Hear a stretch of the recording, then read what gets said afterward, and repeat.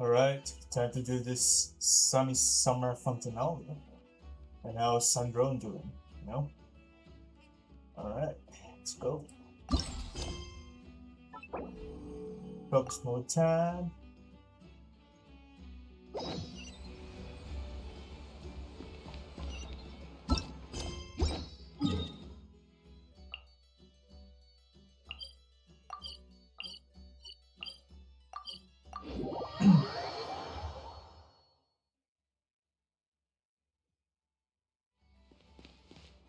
Oh, there they are. Hello.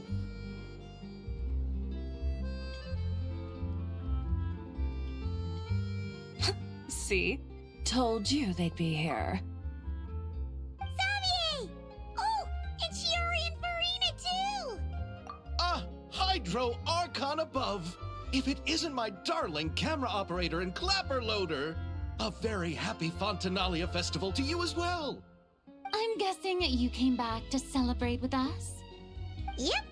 And how about two? Even though the last festival had some unexpected hiccups, making the film was still super fun. Since you're all here together like this, you must be planning on entering the competition, right? Of course! A celebration of the entertainment industry. No one who's anyone would choose to sit this one out. It only happens once a year, after all. Fontaine Fashion Week might be more my speed, but the film festival brings in a lot of orders and boosts brand recognition, so I wasn't going to miss out either. A few new awards have been added this year, too. Best Director, Best Costume Design, oh, and Best Camera Operation. Ooh, sounds like we've got work to do. Come on, tell us! What's Musketeer Pictures film gonna be about? Oh, about that. What's wrong, Xavier? What's with that look? Oh, man. You weren't scammed by some shady investor again, were you? Usual. No, even I'm not naive enough to fall for something like that again. Besides, thanks to the fine people here, Musketeer Pictures has more than enough funds to shoot without investors. And yet problems persist. Huh? What do you mean? Well, we were planning to replicate our past success and shoot a film based on a popular novel. But as we were holding auditions for the female lead earlier today, a striking young mademoiselle wandered in by accident. Her disposition was simply ethereal. The look in her eyes somewhat melancholic. Oh, I wish you could have been there. The awe I felt can scarcely be put to words. You had to be there, friend. No matter where she stood, it was as if her surroundings, even the air itself, turned into the perfect shot. Guess you found your lead actress, then? No, quite the opposite. My script is entirely unworthy of her. I fear it is. Nevertheless, I couldn't help but approach the mademoiselle to ask about her background and what brought her to Fontaine. What did she say? Sadly, she said her best friend was gone. After returning to her own homeland not too long ago, she decided to visit where her friend was from to remember them better. Oh, no wonder she looked sad. Yes, but that's when it struck me. Why not cast her as the lead in a film centered around her search for this old friend? Huh? You're gonna rewrite the whole script? But is there even enough time? Isn't the prep work super complicated? We might not finish. Think about the difficulties we faced with the two Musketeers. We had to start from scratch back then, too. I'd say we're ahead of the game this time. Guess so, but... Don't worry, Paimon. Shiori and I have evaluated the proposal, and we support Xavier's decision. Oh, I won't really need to start on the costumes until the cast is finalized, so it's not too much extra work for me. Oh, fair mademoiselles. How can I ever thank you? Finishing the script would be a start. You know, compared to a commercial popcorn flick, I do prefer the idea of shooting a more artistic film. One that leaves a profound and lingering impact in the hearts of the audience. I agree. True trendsetters are the people who dare to go against the grain. Well, leave it to Director Farina to have a vision. Honestly, though, the artistic passion of everyone at Musketeer Pictures is inspiring. Anyway, now that we've heard so much about this lead actress, Paimon's gotta know who it is! Uh-oh. Columbine! What are you doing here? Hello. I was just walking past when I heard you talking about me, so I came over. Huh? You know Miss Columbina? Of course!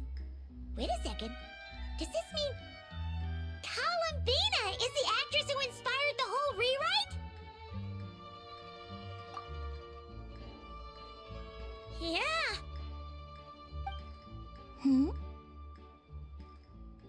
Wait, so did you make the trip by yourself, Columbina? Yes. I mentioned how I wanted to visit other nations once things settled down in Notcry, remember? So I went to the curatorium to ask Never for advice.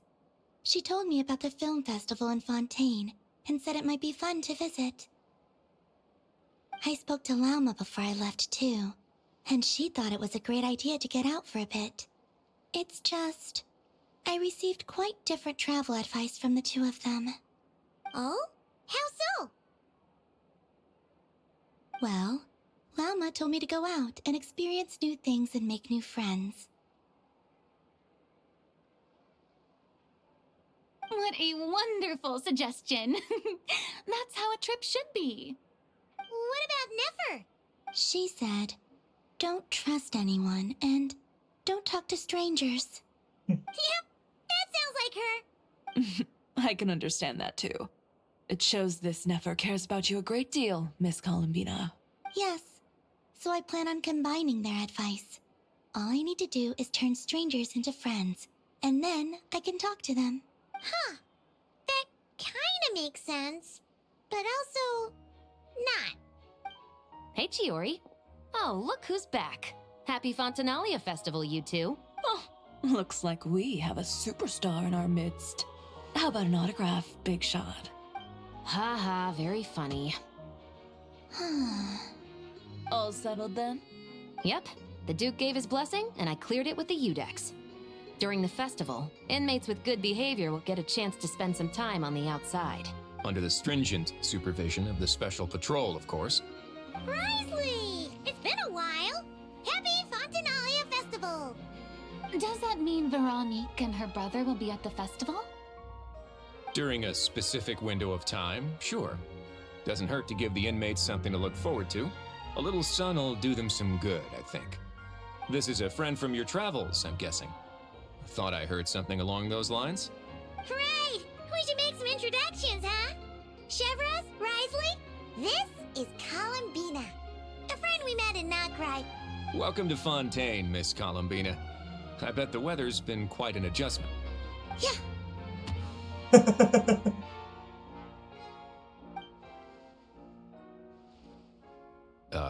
And not the good kind, I take it. No, I quite like it. It's a lot warmer than Notcry. Then what was the punch for? Oh, should I not have done that? The flowers that bloom here are so vibrant, and the people are so kind. I just wanted to become friends as fast as possible. Ah, so that was meant as a gesture of friendship. Is that right, Miss Columbina? Mm-hmm. Isn't that what friends do? Right. Might have been a bit premature in this instance, though. Your friend here is quite the character. She doesn't get out. good thing we said something. You weren't seriously gonna go around punching every single person in Fontaine, were you? No, just the ones I wanted to be friends with. That's not... what Paimon's trying to say is, maybe keep the punches to a minimum until after you're friends with someone. If you say so. You're quite the character, Miss Columbina. So, are we friends? Of course. Any friend of the Traveler is a friend of mine. Yeah. Oof.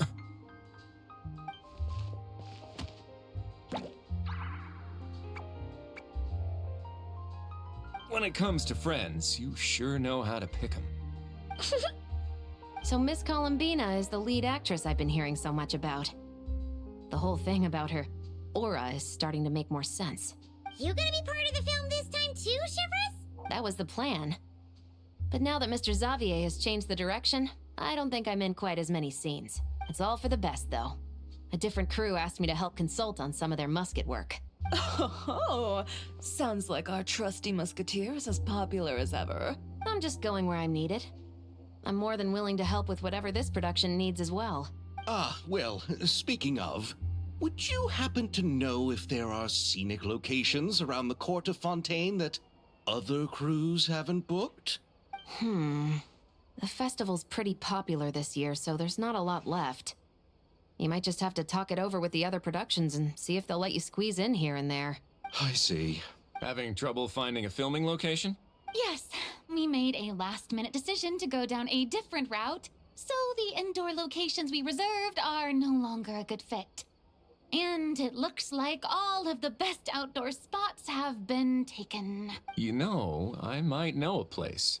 Good views, good atmosphere, and no production team has snatched it up. That sounds perfect! Where is it? You want me to reveal it just like that? Come on, let it be a surprise.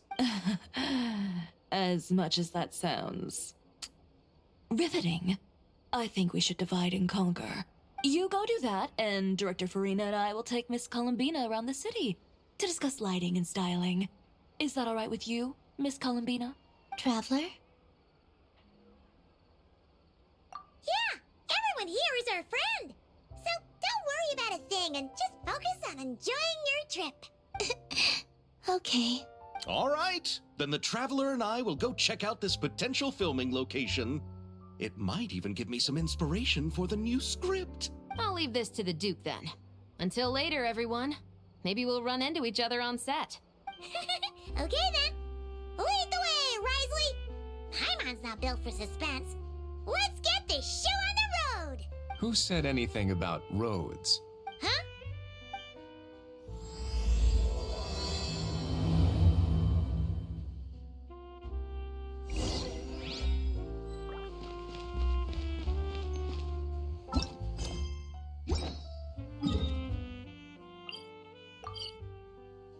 Oh, it's a boat. No way! You brought the winglet onto the surface? It'd make quite the grand backdrop for a film, don't you think? Paimon's more focused on the fact that this thing is supposed to be underwater, inside the fortress of Meripede. True. And keeping up with the maintenance on a vessel this big is a lot of work. It takes a crazy amount of manpower just to keep it up and running. Oh, Paimon kind of thought it just sat there until you needed it. I wish it were that simple. The truth is, the maintenance costs on this thing are substantial. So we decided to rent it out during the festival to earn some extra mora. Besides, the inmates are the ones who keep it in good shape. Seeing the fruits of their labor put to use is a good form of social rehabilitation for them. Smart. Smart. You've really thought this through. What you think, Xavier? Is this a good place to shoot? Ah, I've got it! Good messieurs and mesdemoiselles, I've got it! Gonna take that as a yes. The beginning is the hardest part, and the opening of this film has been eluding me, but now I know just how it should start. Glad to hear it. Thanks for bringing us here, Risley. Don't thank me just yet. This isn't quite a done deal. Huh? Not a done deal as in someone already rented it out? You said no other production teams had snatched it up. This person isn't affiliated with a production team. The rental fee was high enough to scare off plenty of other film crews, but she didn't blink. Made quite the generous offer, and didn't even attempt to haggle. Do you know what she plans to use it for? I'd like to at least have a rough idea before going in to negotiate. I didn't ask for the details, but I did see what looked like a fishing permit and a business license on her desk.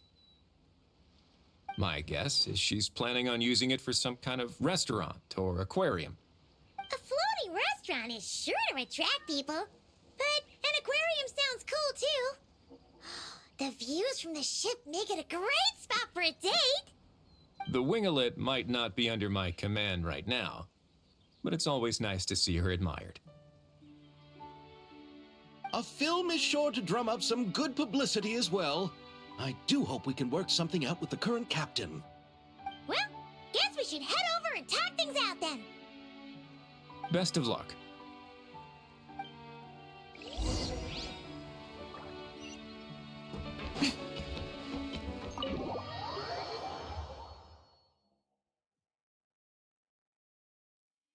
Wow! The winglet seems even bigger up close. The rooms are so spacious. Wonder who rented it out. Hello? Anyone there? Perhaps the captain had business to attend to elsewhere. But why rent such a massive boat just to have it sit here without even leaving so much as a note? Let's try again. Anyone there? Hello? Seriously? Right now? What is it gonna take to get some decent sleep Er is around here? Citlali Is a reveal. nap too much to ask for? Ugh. Sorry, the aquarium's closed for the... Huh?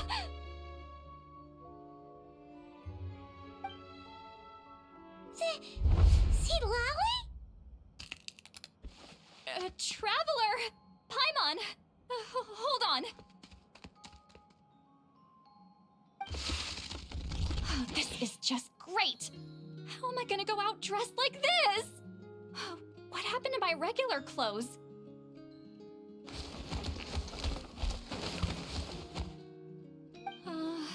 The wash! I put them in the wash after I drank too much and fell into the fountain. Oh, this can't be happening! Am I seriously gonna go out like this? Think we might have caught her at a bad time. Citlali! I don't want to hear it. Hear what? A single word about what I'm wearing. No comments, none. Is that clear? Oh, yep. Crystal. Yep. Huh? You think so? No, wait, I told you not to say anything. What was... His thoughts. I heard his thoughts. How could I forget about that? This is so embarrassing. I seemed a little too pleased to get that compliment, didn't I? Wait, the mind reading went both ways. Does that mean the traveler's hearing all this too? You clearly did! Huh? What did we do? Paimon's not following. Nothing. It's nothing. Let's just move on. Did you need something? You're not here alone, I see. Hello, I'm Xavier, a film director and producer from Fontaine. I meant to introduce myself sooner, I just didn't want to, interrupt. No wonder we ran into each other in Fontaine of all places. You must also be in town for the festival then. That's right. We're helping Xavier with his film. In fact, we were hoping to shoot some scenes on this boat. You're the one who rented it out, right, Citlali? Me? Rent a boat? I wish I had that kind of spare cash floating around. Not to mention the spare time.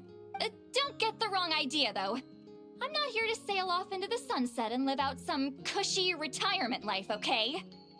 I'm not that old. Then why you dress like... up staying aboard the Wingolette?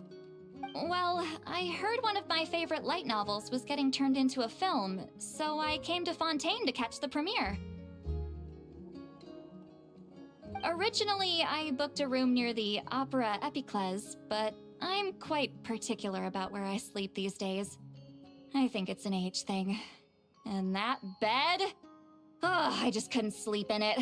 I tried to find a different hotel, but with the festival, everything was completely booked. Just as I was worried I'd have to sleep under a bridge or something, I happened to spot a help wanted sign on the side of the road. Oh, so you're here to take care of the boat? No, I was hired to man the front desk. The pay is a bit low, but food and drinks are covered. And it includes room and board during the festival. Plus, the job is simple. So I thought I'd give it a shot. Wow. They actually thought you'd be a good fit, huh? What? You don't think I'm cut out for it? All I have to do is tell people the aquarium isn't open yet. Other than that, I'm free to do whatever I want. It's a pretty sweet gig. That's all? Yeah, I was also kinda shocked. But it's not a lie. Head downstairs and see for yourselves. There's nothing but empty tanks. Not a marine animal in sight. Did your boss mention anything about being open to film crews using this space? Our production was hoping to film on the deck for a few scenes. No. That never came up. You could just ask her. Oh, she's around? What kind of person is she? We should know what we're heading into. She's nice enough, I suppose. Pretty reasonable, too. Even offered for me to move to a bigger cabin if I was too cramped. Back at the Masters of the Night Wind, I'm used to being the one giving orders. But working under her doesn't feel like being bossed around. She seems to respect what I think. Wow, she sounds like a great boss. She did tell me she'd rather not be disturbed, though. She's been working on an important project, so I'd keep it brief. Got it. Thanks for the heads up. All right, the captain's quarters are this way. I can take... Wait. But I'm wearing... whatever. I doubt she'll care. Just follow me. Miss Guillotin? These visitors were hoping to ask you about something. Guillotin? Oh.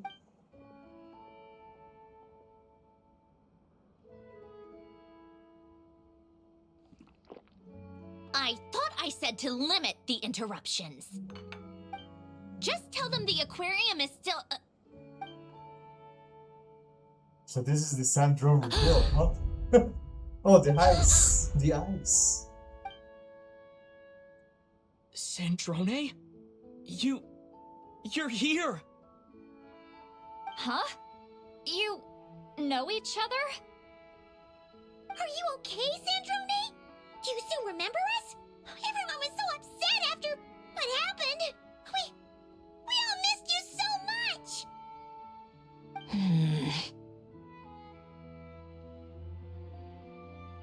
Miss Seatlolly, why don't you escort this gentleman to the reception area for a cup of tea? I have something to discuss with these two in private. Ah, I see. Right this way, Mr. Xavier.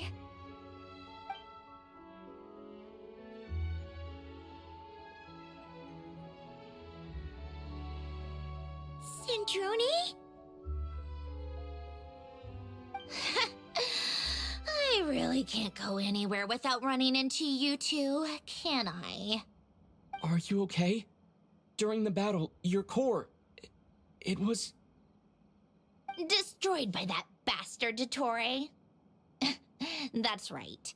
But as you can see, I'm fine now. No major issues. Or at least, there shouldn't be. Oh, what a relief! Oh, why didn't you tell us sooner? Or come back to see your friends? Now that I have the chance, I just want to say... Thank you for saving me. Huh? Ugh, don't get the wrong idea. I only saved you so we could complete that formula and defeat Dottore once and for all. Even if he did crawl back from the grave to make us all miserable again. That doesn't matter. you're still a hero. All right. But it wasn't just me. All I did was lend my brilliant mind to the cause and take care of one part of the plan. Although, I'm not denying it would have fallen apart without me. You got that right. You're amazing. But how did you go from From a lifeless pile of scrap to looking like this? Well, I'm always trying to put it a bit more gently, but yeah. Where do I even start?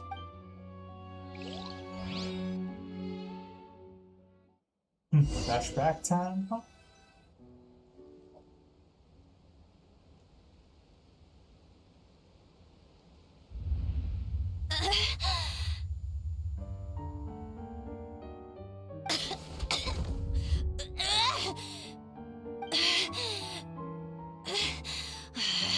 Curse it all!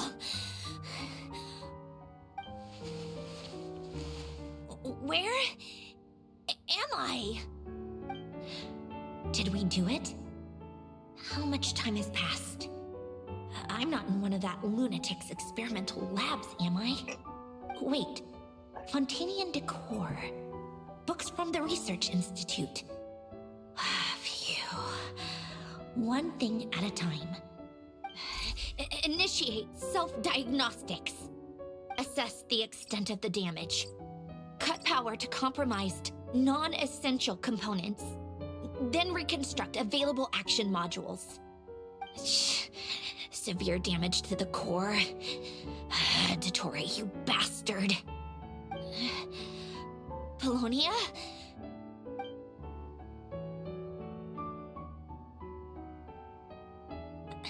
Polonia, wake up! Activate! Bro's dead, huh? Damn. You're in even worse shape than me. Internal gears and energy circuits are barely intact. Extreme damage to the core, just like me. Rebooting is off the table. Even if I could repair the damage, I don't know if... You used up all your critical energy in those final moments, didn't you?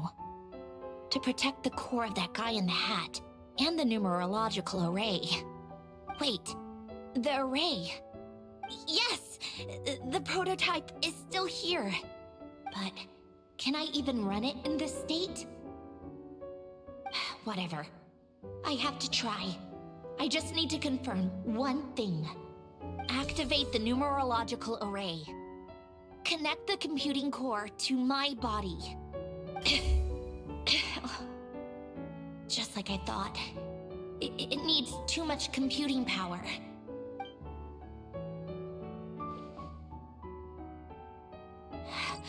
Cut off power supply to all functions except the thinking module. Please. I just need to ask one question. Initiate query regarding the 3 moon sisters. How many living moon goddesses are there in possession of the Trilunar Authority? 1. Yep, Columbina. It worked. You did it, Columbina. You made it back. But how did I survive? The self-diagnostics showed damage severe enough to shut me down for good. What triggered the reboot? A built-in message? Only visible after a core reboot. The final gift. Alen! Were you the one who gave me this second chance? But why now? What activated it? What is that? A vision? Wait, no. It's a stellar linchpin?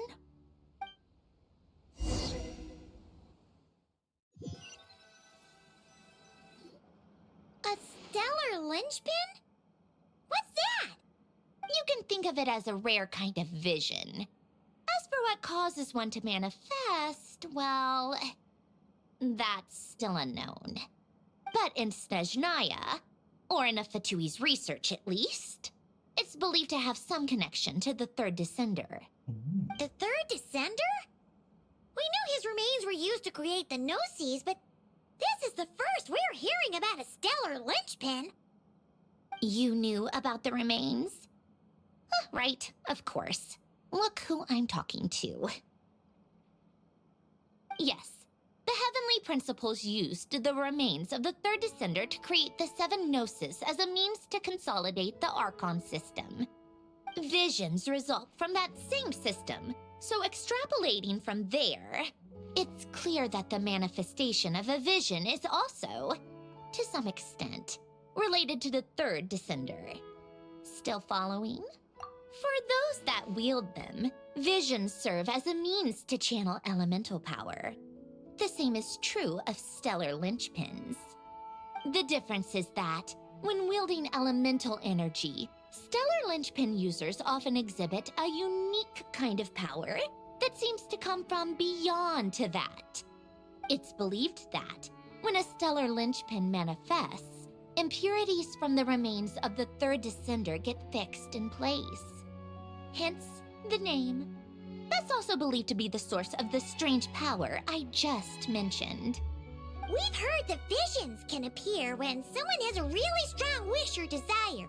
Stellar linchpins sound kind of similar, so does that mean... Huh? Oh, don't look at me like that. I've never had any grand wishes or aspirations. Just a list of things that drive me up the wall. So if you're asking why this thing appeared, I have no clue. All I know is that without it, the gift Elen left me, this built-in second chance, never would have triggered. The damage to my core was too severe. But thanks to the stellar linchpin's manifestation, it did trigger. And after my core rebooted, I was able to repair the damage to my body. I also managed to import the numerological array, along with some of Polonia's surviving algorithms, into this form. Wait, does that mean Polonia is... Yes. Unfortunately, Polonia is... beyond repair. Oh, we're so sorry to hear that. But you also mentioned something about a final gift? Yes. Elen often spoke to me about wishes and desires when he was alive.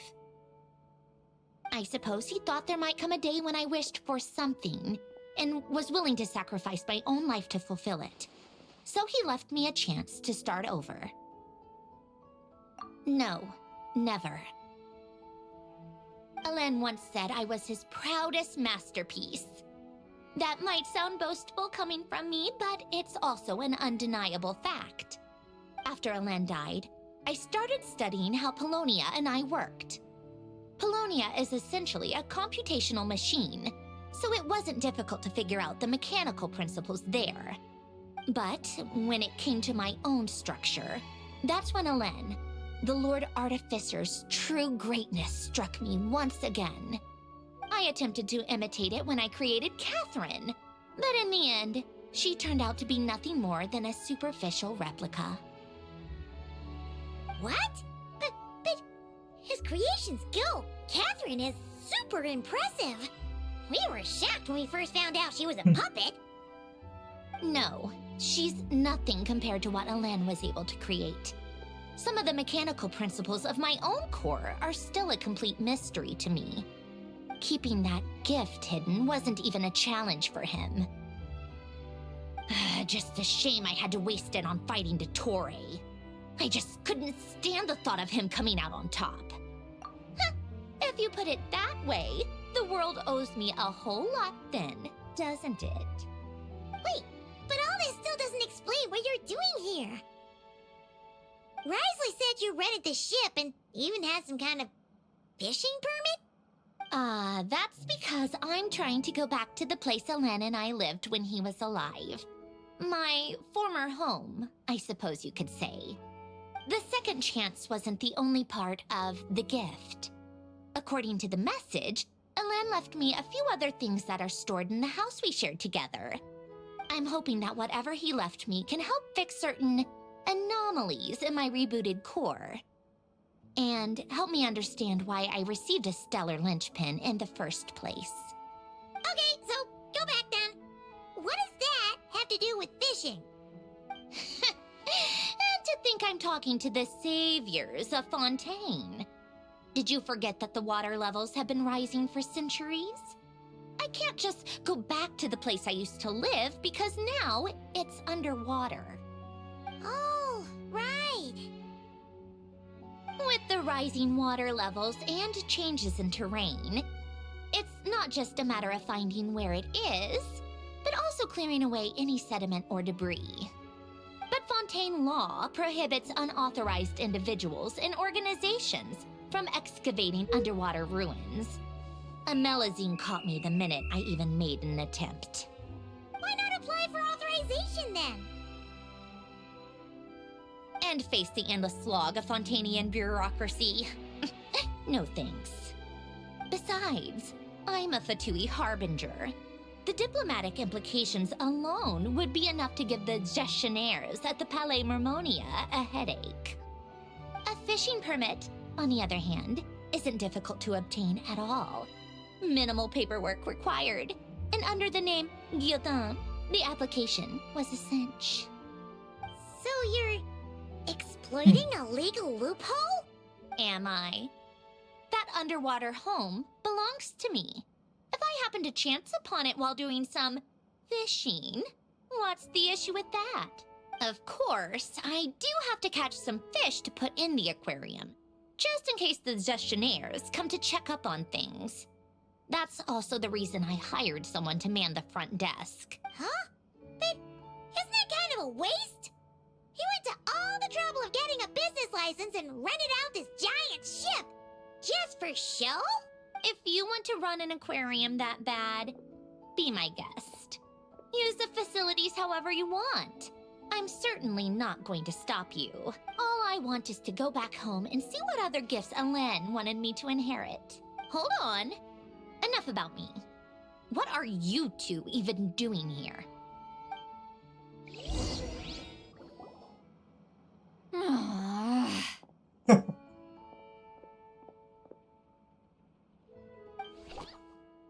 Seriously? They've been in there forever.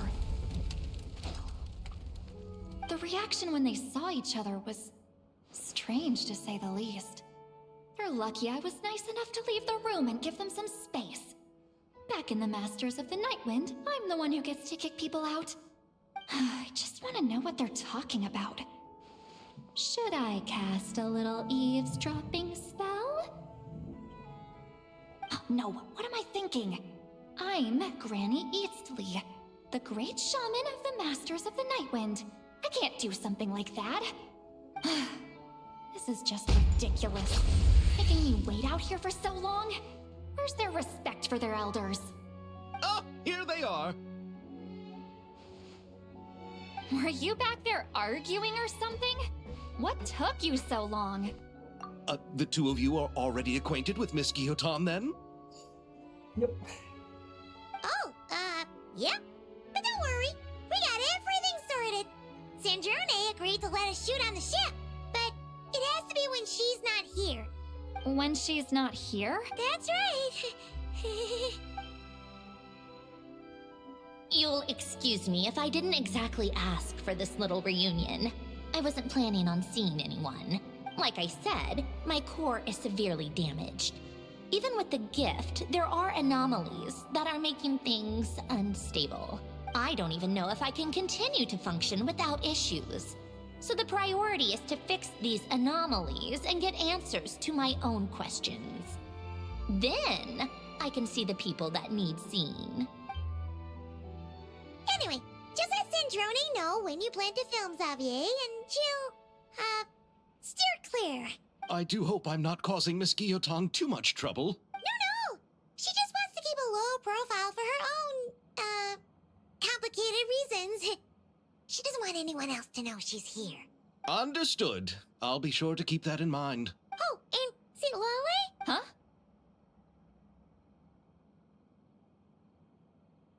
You mean Miss Gyotan?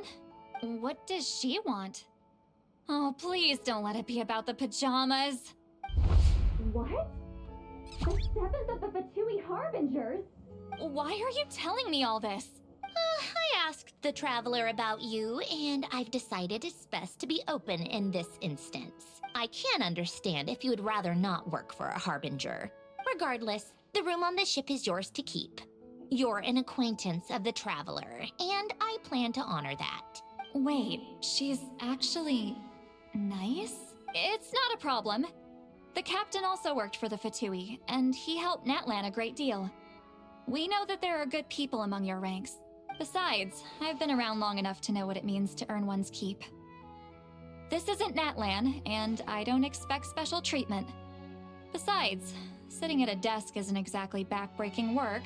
I appreciate that perspective, great shaman. Seat Lolly. Just call me Seat Lolly. That title makes me sound so... old. Well, Seat Lolly, the Traveler and I are looking for something, so we'll be heading underwater together soon. I'll leave the ship in your care while we're gone. Together? How often? Not too often. We're heading out in a bit, but I'll be available if you need something. You couldn't, go alone? I wanted to, but he was concerned about my physical well-being. So he offered to come with. Guess my mental well-being means nothing then. Huh? Bro. Alright, let's go.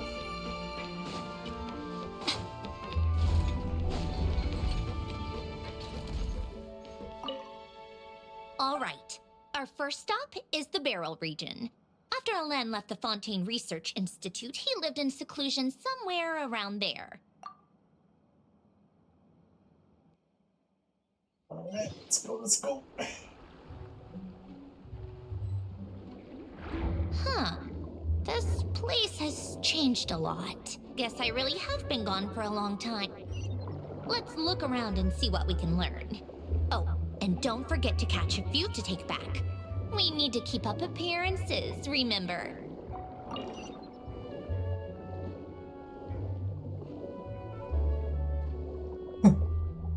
Let's capture, huh?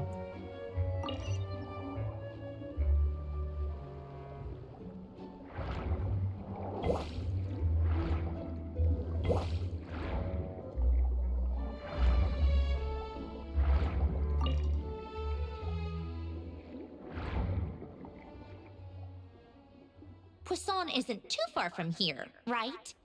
It's all a bit nostalgic, I guess. Back when I lived here, all this was still above water. All right, I have a general understanding of the terrain changes and sediment accumulation. We can stop here for now.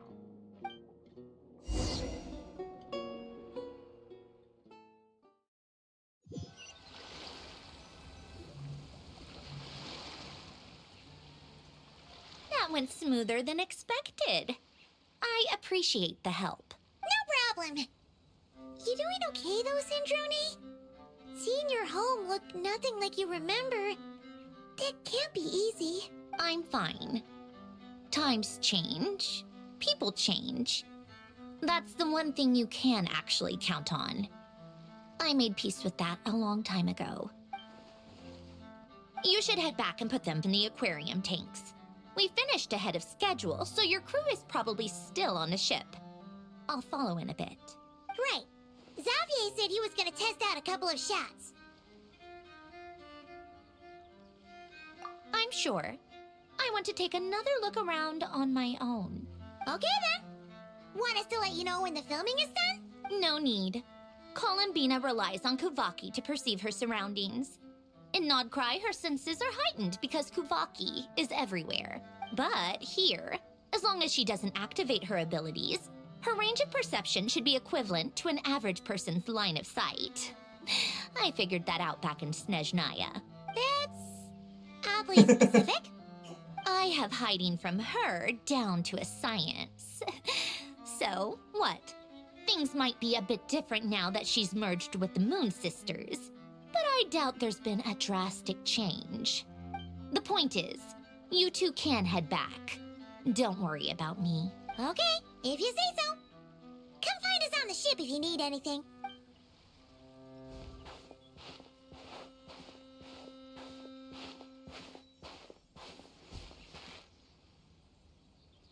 What did you leave for me, Alen? Did you know I would come back? Or did you make it so I would have to?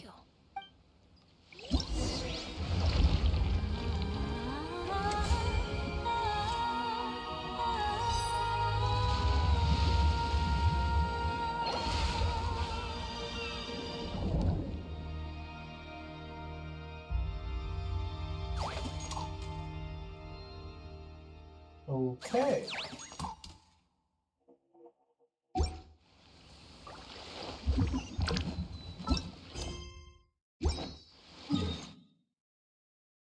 I'll do those events later.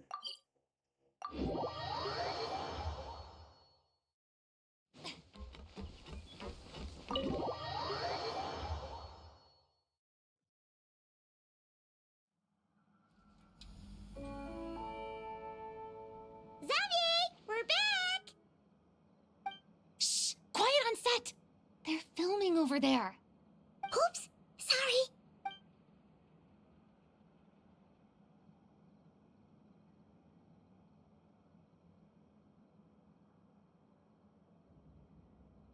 Oh, there's Charlotte. What's your take, Detective? Bullet wound to the chest. Gunpowder residue on the clothes. The victim must have been shot at close range. You think it was someone they knew? Yes. It's possible the suspect arranged for them to meet at this very spot. A reasonable deduction. But you're overlooking a crucial clue. What? The victim's pocket watch is missing. And cut! I think we got it! Good work, everyone! Phew, finally. Acting was nerve-wracking for me when I first tried it too. Just loosen up, and you'll get used to it in no time. HoYoverse! Charlotte!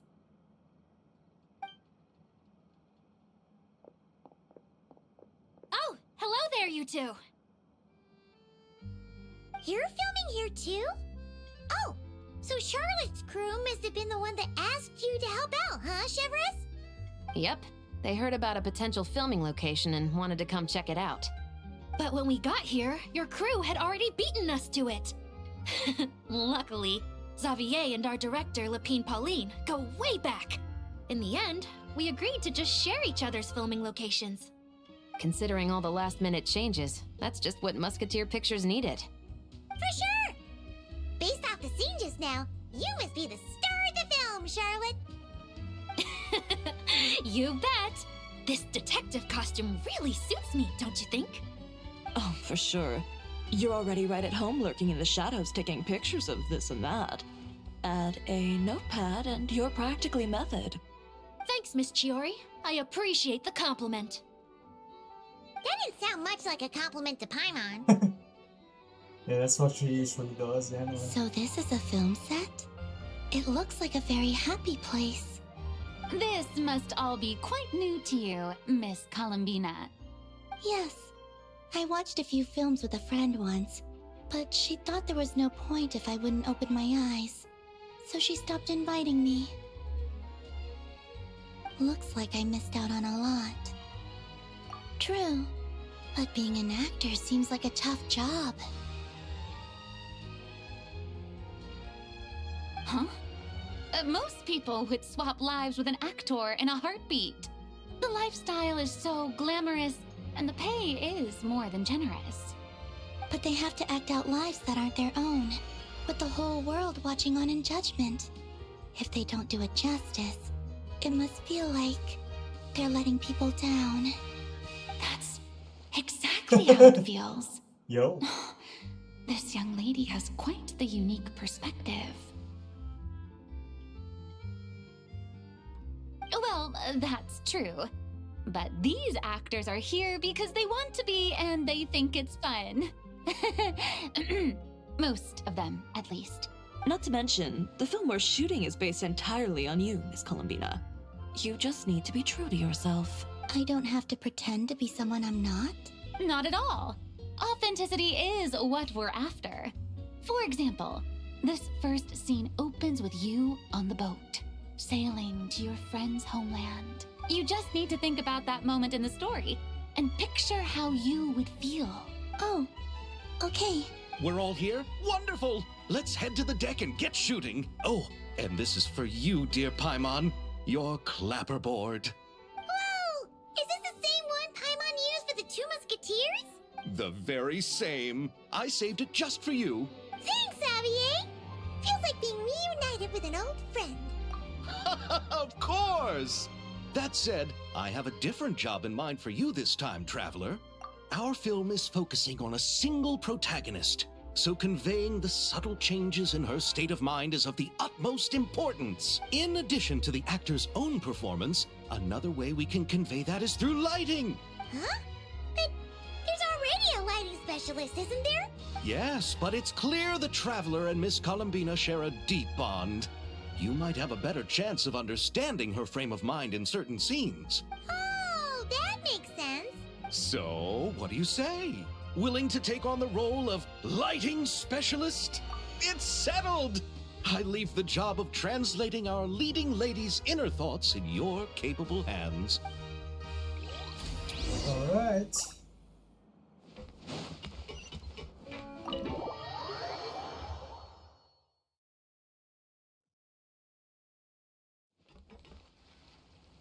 All right, without any further ado, it's time for production on our film, A Homecoming, to officially begin! Turning it over to you once again, Director Farina. All right. Positions, everyone! Camera operator, clapper loader, get set up. Let me know when lighting is good to go.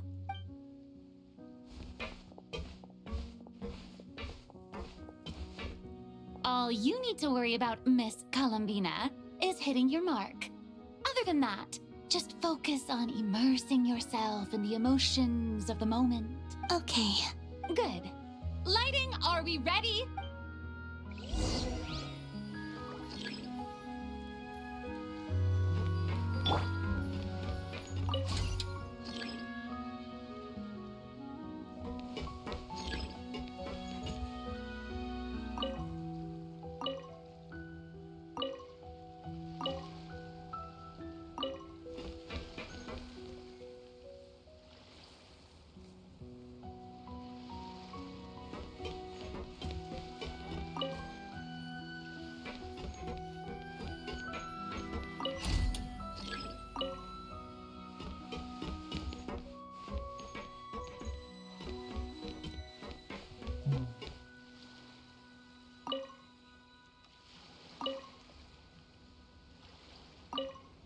This soft light would be better.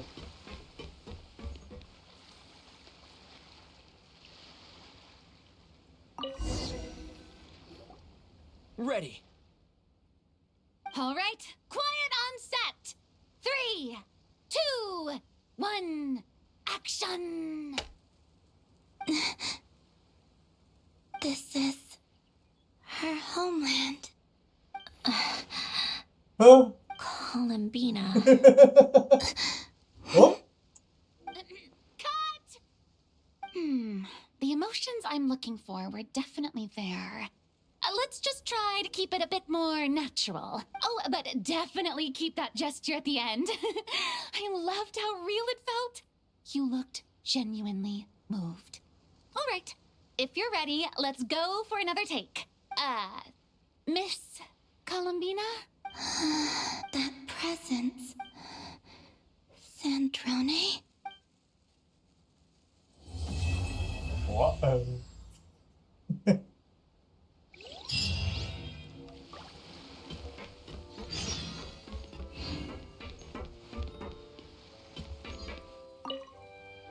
Terrific performance, Miss Thank you.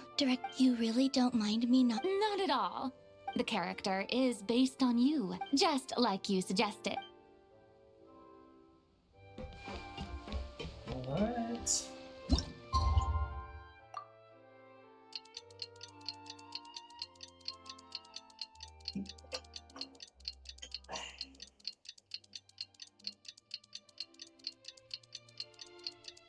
Sindrone said that if everything goes smoothly, we should be able to pinpoint the exact location of her home today. Let's check it out, man. Let's head to the Wingolette and meet up with her.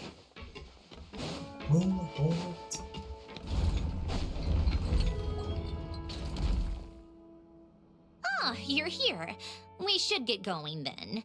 Xavier and the others should be filming soon. How's it going? Have you managed to figure out the location of your home yet? I've narrowed down a few potential locations. We just need to take a sample from each one. Once the equipment analyzes them, we should know the exact location and where to find the entrance. Great! We should get started then.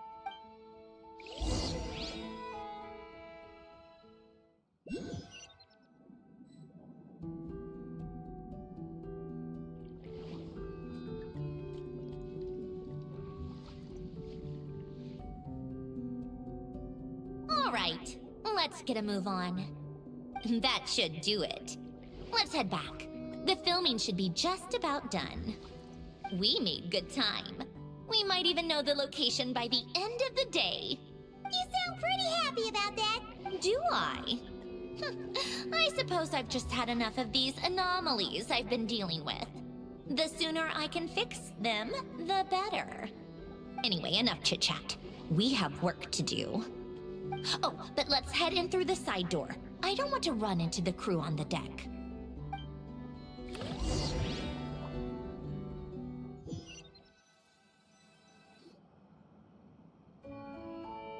All right, now we just need to wait for the results.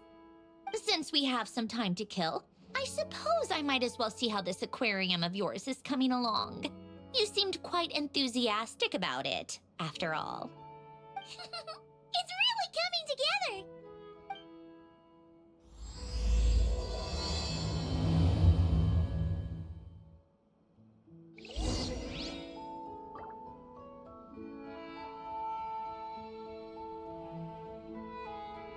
Nice, good.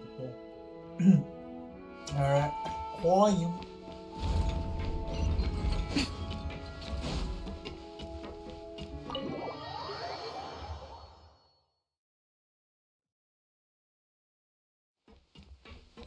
Oh, it's inside. Never mind.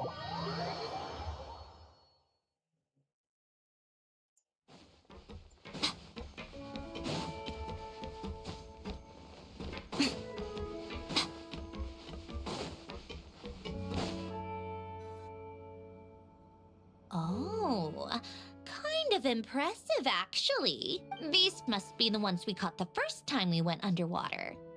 Like it? It's fine, I guess. Nothing special. Come on! It sounded like you really liked it just now. You're that proud of it? Is this a sense of accomplishment or something? Well, yeah. And it's pretty. You know it's gonna be gone soon, though, right? What do you mean? After the festival, this ship will be returned to the fortress of Meropide, and this aquarium will be no more. So? So, no matter how much work you put into this place, once the festival is over, it's all just going to disappear. But not making the most of it when we have the chance is an even bigger waste. But if you know it's all going to be gone one day, why even bother? Well, because Because you still get to keep the things you gain along the way. And those are things that can never be replaced. Doesn't that make losing them even harder?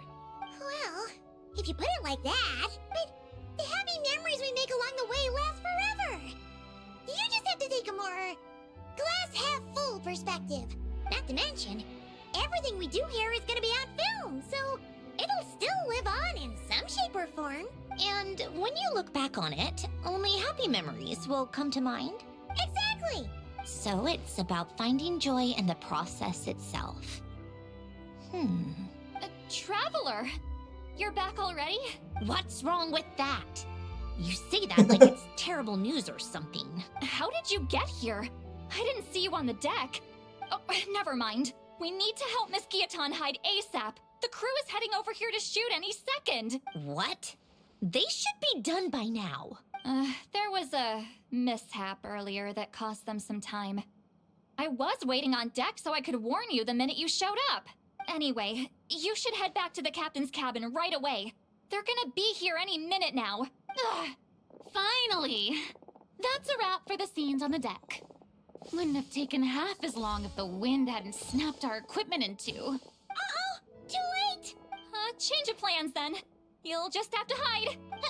Hide? And where exactly am I supposed to do that? Oh, there's a box over there! You can get in that! Huh? You expect me to... Do I need my makeup done for the next scene too? For the love of... Let me see. Maybe just a quick touch-up. Huh? Traveler and Paimon? What are you doing here? I thought you took the day off to take care of something. Huh? Oh, well, it didn't take as long as we were expecting, so we came back early. What about you guys?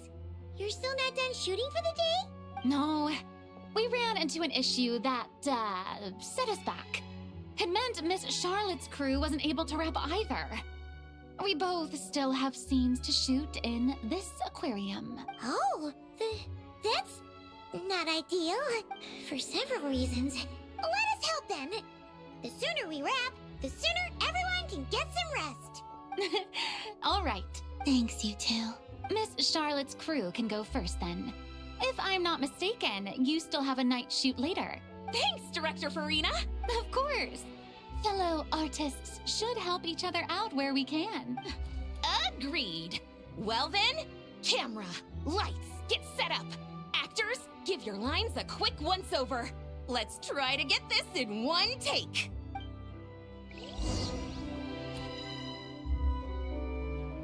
All right, places, everyone. And 3, 2, 1, action.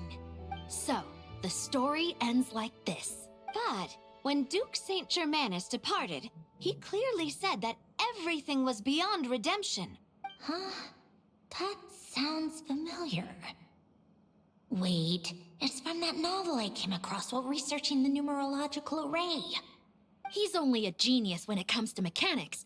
In everything else, he's just an ordinary person. Huh? What was that noise? Miss Jacoba, please don't speak as if I were the accomplice. Not so hard. This box isn't sturdy enough for that. This is why I keep saying, don't put too much trust in Clockwork Mecha. Unlike humans, machines don't have a heart. A heart? That's right. It's what's on the inside. It's also referred to as someone's soul, or likened to free will. You can think of it as a person's core. Makes them unique. In general, though, people don't believe machines are capable of having a soul. You said my emotion module was faultless. It is, but that's not quite the same thing. Do you think I have one then?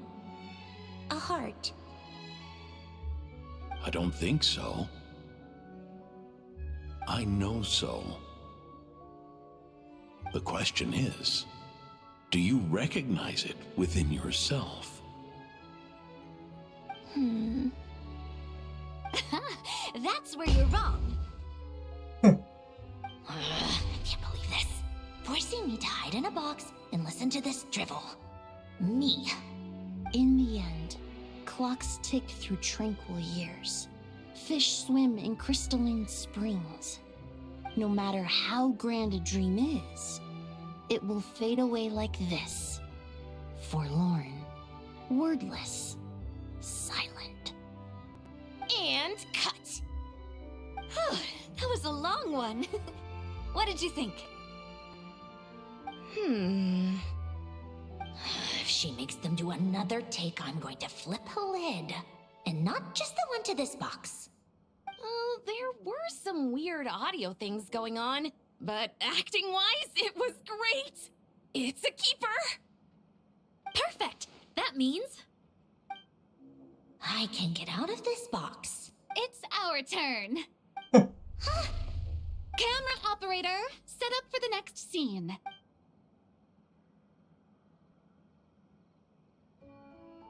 In this one, our protagonist peruses an aquarium in a foreign land and gets swept up in memories of her friend. So, in terms of lighting, that's the vibe we're going for. Got that? Shoot. Paimon thought there would be a break and Sandrone could slip away. Break a leg! Yep, we're headed off to shoot our next scene. All right, quiet on set! Miss Columbina. I think she would like this. Quick, we should roll on this. It doesn't forage with the others, or prey upon its smaller kin. Instead, it remains where it is, cradled in the coral's quiet beauty, as though the raging cyclones above are of no consequence. And yet, she still stood before the cyclone in the end. So I think that story has it wrong. She is no different than us. She has a heart. Columbina. Uh-oh.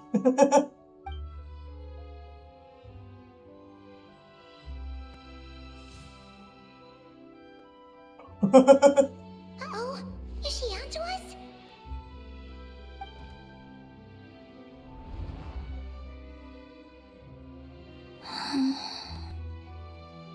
What is she doing? Cut! You okay, Columbina?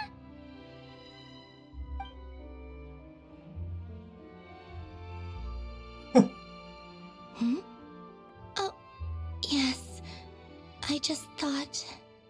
Why don't we take a short break?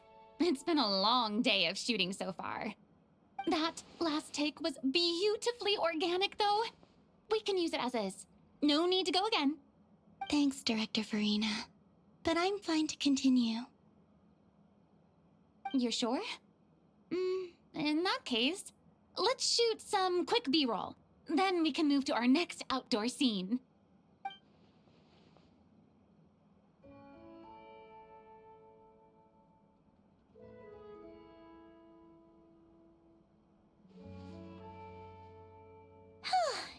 We're in the clear this time. How did Sandrone happen?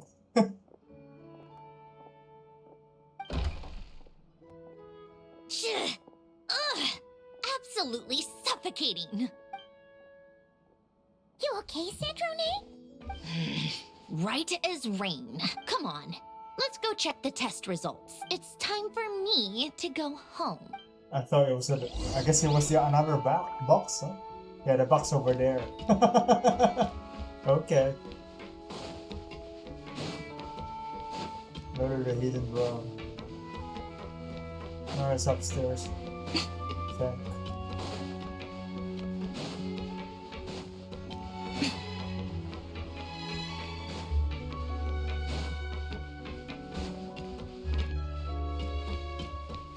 What's this fire?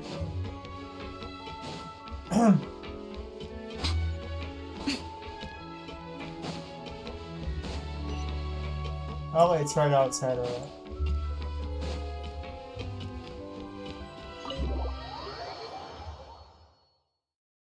Okay.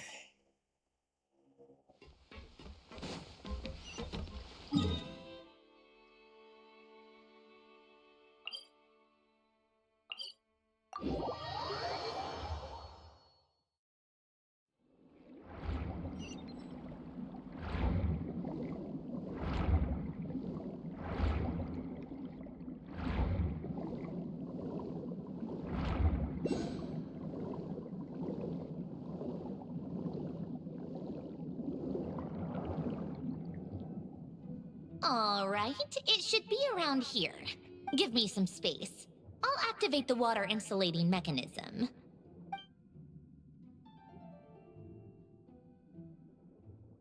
The what? Alain, much like Renee, had long predicted that the water levels in Fontaine would rise. Thanks to his expertise in mechanics, he was able to implement a few simple measures to protect our home from flooding. I told him there was no need, that I would just move when the water rose too high. But it would seem he knew a day like this would come. Alright. All right, the silt has been cleared away. Go activate the mechanism for the first sluice gate. That will fill the empty middle chamber with water.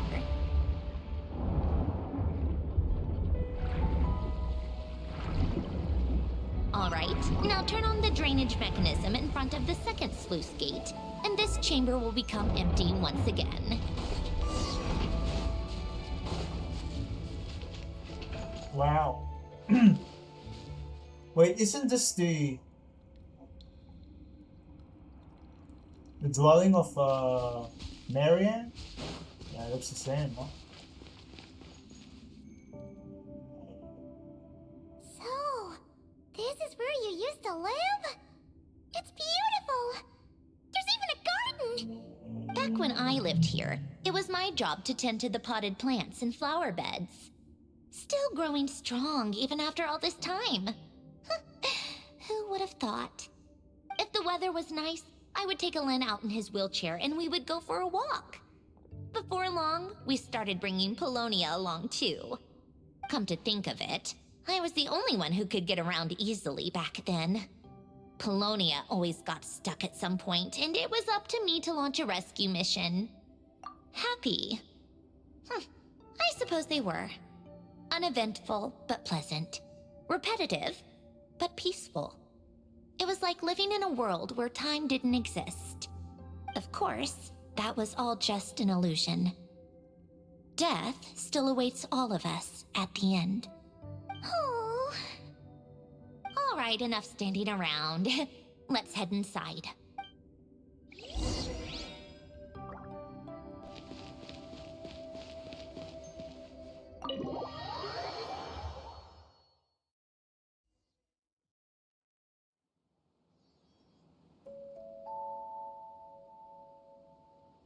Yep, this place is exactly how I left it.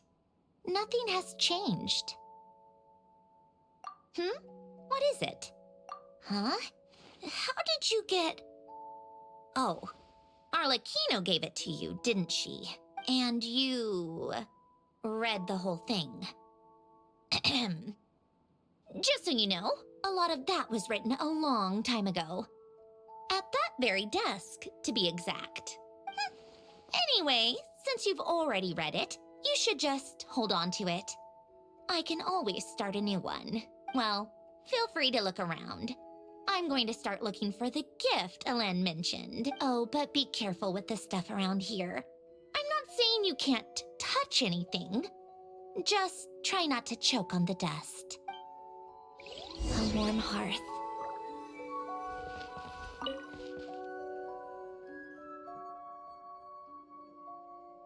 Oh, I played with these when I was little. During the first few months after I was created. I mean, at first, Alen and I would play together, but it didn't take long for me to become unbeatable. So, Polonia and I played together instead. Yeah, these don't look like Paimon kind of games. Logic and math puzzles? Those happen to be my specialty. It's been so long. What do you say? Should we play a few rounds? Let's go with this one. The gears on the left are stacked from largest to smallest. The goal is to move them to the other side in the fewest number of moves. Just remember, you can't stack a bigger gear on top of a smaller one. Okay.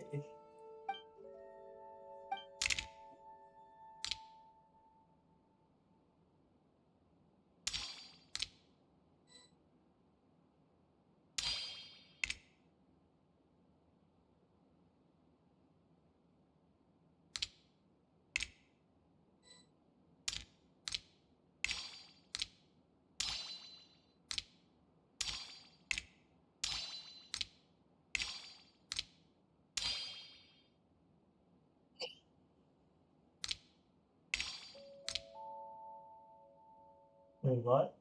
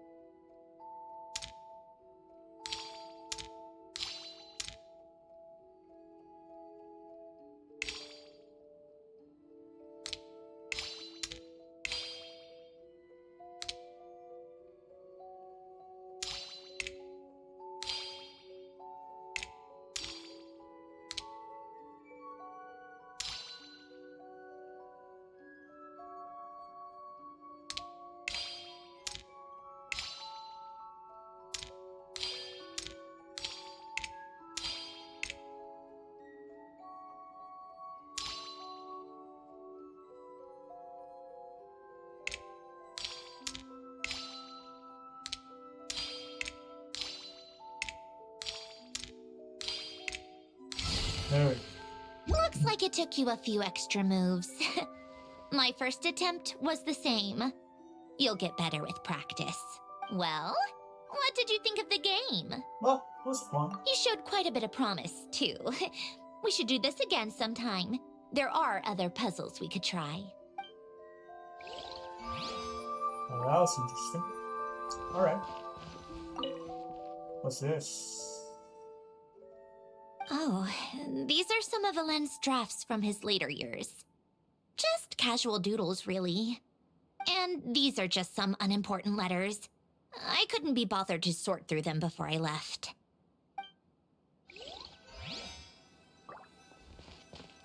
Picture. Oh, it's the gang! Wait, the people in this picture look kind of familiar.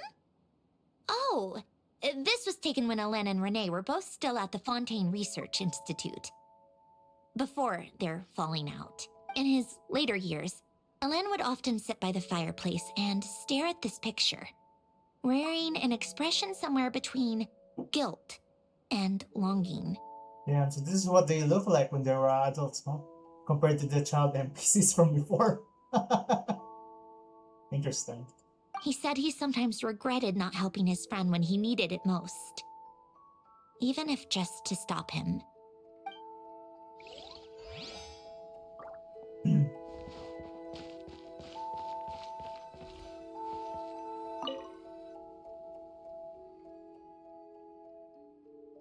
This was Alen's workbench. Later on, of course, it became mine. It's where both Polonia and I were brought to life. Before Alen was bedbound, this is where he would teach me about mechanics. I would sit and listen, chiming in with questions here and there. Later on, when he got too sick, I took over and would work on Polonia here. Wow! This house is filled with so many memories! It's so cozy and charming! You should have seen it in its prime, when people actually lived here. A lit fireplace, a steaming cup of coffee. That's the real deal. You know, we also used to have a mechanical piano that Alen built. Oh, how chic! Alen never played it much. He probably wasn't able to at that point. But I managed to teach myself. Music theory is essentially math after all. Once you learn the patterns, it's not really that difficult. I loved perusing Alen's collection of classical music. The chords and harmonies felt like individual mathematical puzzles. It was fascinating. So I did some composing as well. But as Alen continued to deteriorate, even the sound of music began to grate on his nerves. So I got rid of the piano. Aww. Back then, I assumed a piano was like an ordinary clothing rack. Commonplace in every home and easily replaceable. It was only after I left that I realized how hard a good piano is to find. Enough about that. Alen's gift should be just in here. The only things undisturbed before I left were a few of his personal belongings.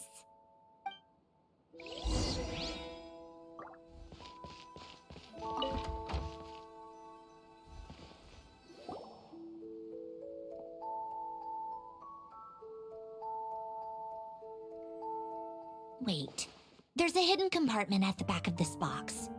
Looks like it's locked with some kind of gear mechanism.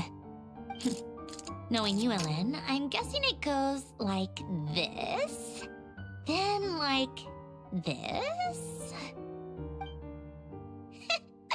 Got it. Am I a genius or what? Let's see here. A box? Well, you gonna open it?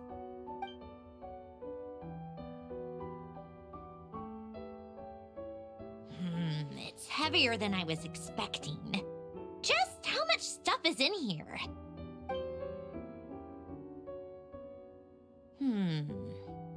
A letter? And a bunch of junk underneath it. None of it seems that important. I can imagine the piano playing right now is what Sandrone used to play for Alan. Yeah. Wait a second. This should be it. Oh, a cube? Cubey? It's a multidimensional algorithmic core. Ellen would use it to store information. Only Polonia and I have access. All right, I'll start looking into the core and the letter. Feel free to go through the rest of the stuff and see if there's anything useful.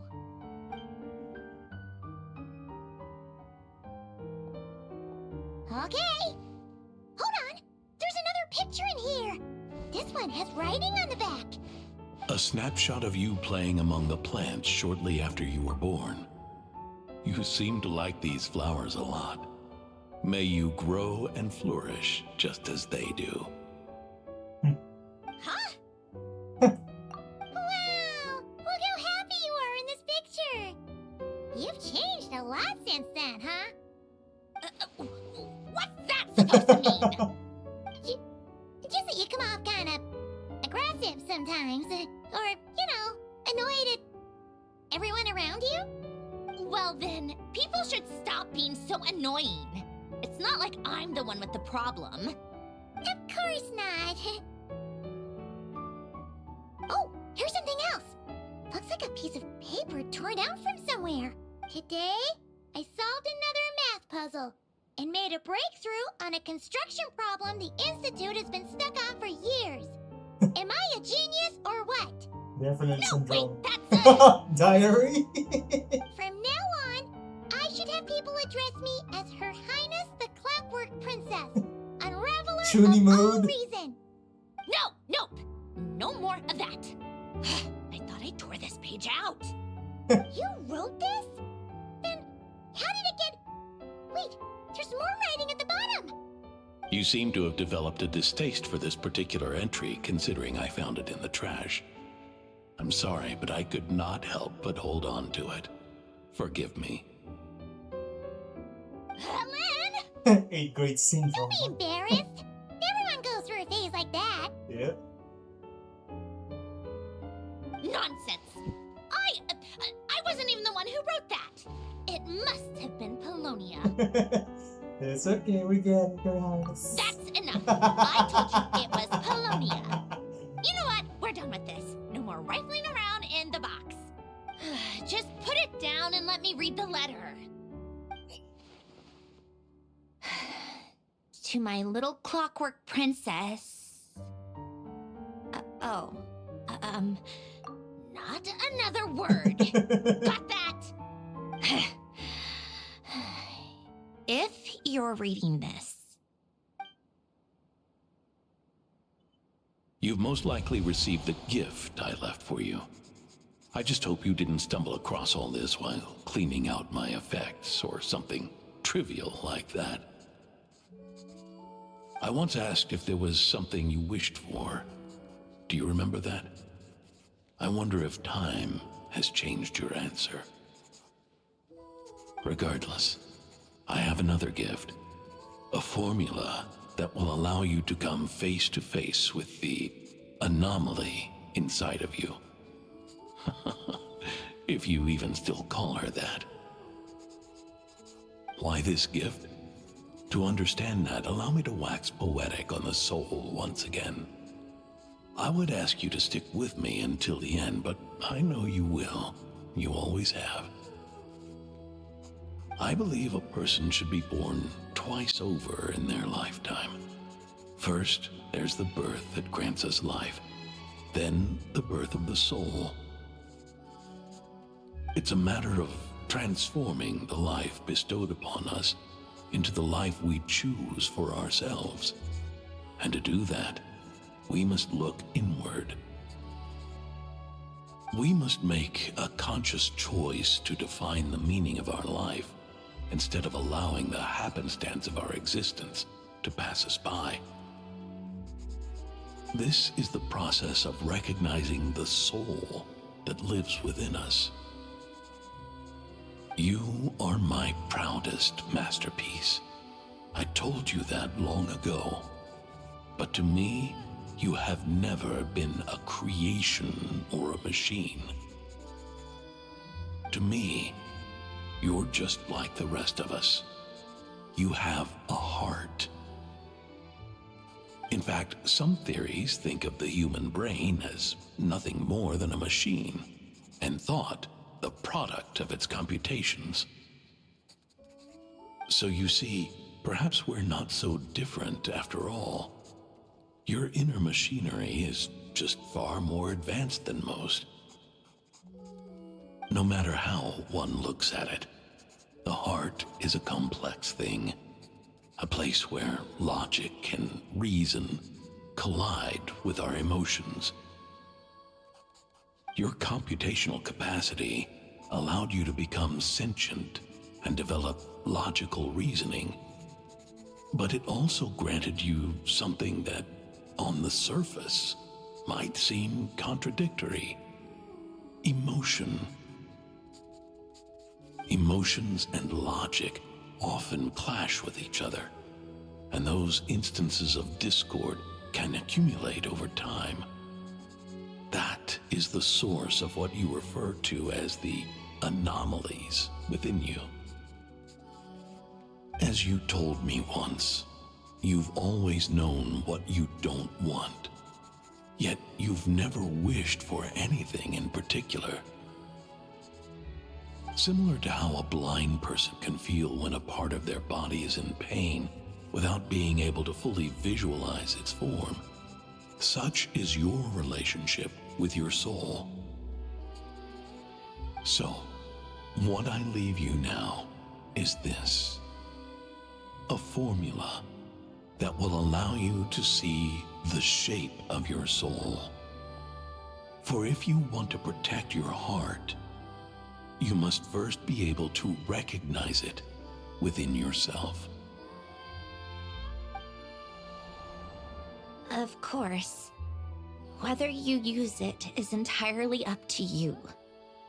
You are, and always have been, free to do as you wish. Regardless, whether by my formula or some other means, I trust you will know your heart one day. You always were a fast learner, and the smartest person I've ever known. Ellen. Oh. I'm fine. I've already figured out how this formula works. Let's get out of here and then we can use it. You made up your mind already? You're gonna do it? Why wouldn't I? Resolving the anomalies within my core is the reason I came here in the first place. No, I can do this on my own. But, do you want to watch? What do you mean? Be a witness.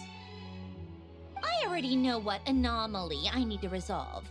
Like Alen said, she's an amalgamation of all the times my logic algorithms have clashed with my emotions. And by resolve, you mean that literally, or...? Yes. But if you, let us in like that, wouldn't that mean letting us see a bunch of your, inner thoughts and secrets? If what Alen said is true, then I'm about to be, born anew, or whatever.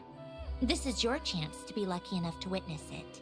Besides, you already read my whole diary. When it comes to keeping my innermost thoughts to myself, well, I think that ship has sailed. You're really sure about this? How many times do I have to say it? I finally let you in as, friends, and you want to question it. I'm not gonna offer a second time. Enough with the mushy stuff. Just follow me.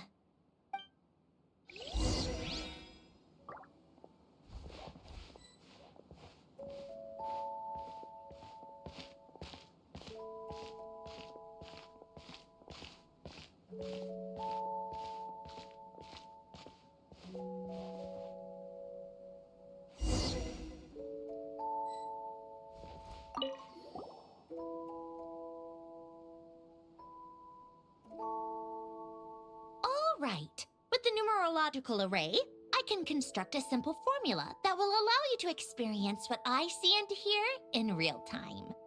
Oh, just like St. Lolly's sense-sharing technique. Been there, done that. Huh! Sounds like that shaman has some tricks up her sleeve. The arcane and the mathematical are both fundamental laws of this world. Being able to achieve a similar result through both isn't surprising. Anyway, let's get this show on the road. But no comments from the peanut gallery, okay? I know I offered, but I still don't want any interruptions.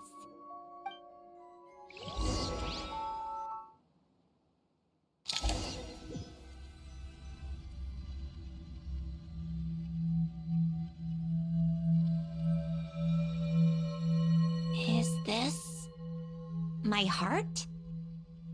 No, it's probably just the result of Alen's formula. A space dedicated to resolving anomalies. Huh. But it looks like the walls are all... mirrors? You made it. About time. Is that me? From the past? You just spoke of anomalies. Well, here I am. What happens when emotion contradicts reason? Shall we sit down and talk?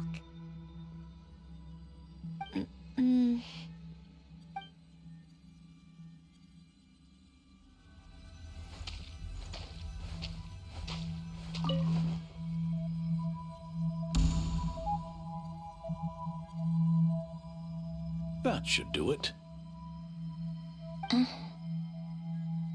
Hello? My name is Alain Guillotin. Can you hear me? Brings back memories, doesn't it? The time we spent here. Here. I want you to have this. A notebook? You can use it to write things down. I don't need to write things down. I have unlimited memory. Even so, some things are more important than others, right? You can use it to write about the things that matter. So you wish me to carry out a basic priority sorting operation? I suppose you can think of it like that for now. But journaling is also an act of finding oneself. Much like we use wooden stakes to guide a plant to grow in a certain manner, what we choose to write down gives the soul much needed direction. In the act of choosing what to forget and what to hold on to, we decide what kind of person we want to become. I don't understand. Like I said earlier, I don't need something like this. This is where we were born, where our life began. Mornings of tending to the garden, afternoons spent cleaning, reading, or studying, evenings of cozying up by the fire, listening to Alen share stories about his past. Alen. What is it? What are you drinking? Oh, this? It's coffee. It, makes me more productive. I want to try it.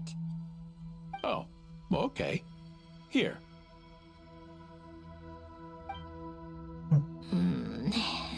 Bitter. Speaking of, why did you design me with senses? Taste, smell, touch. Well, I'm not quite sure. It just felt like the right thing to do. I suppose I hoped you might have a life of your own one day, and that you deserve to experience all life has to offer. Oh. Still bitter. But the smell is nice. I thought those peaceful days would go on forever.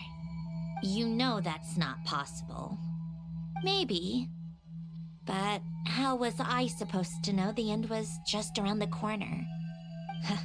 That was just bad luck. Was it? Well, it certainly became a pattern, now didn't it?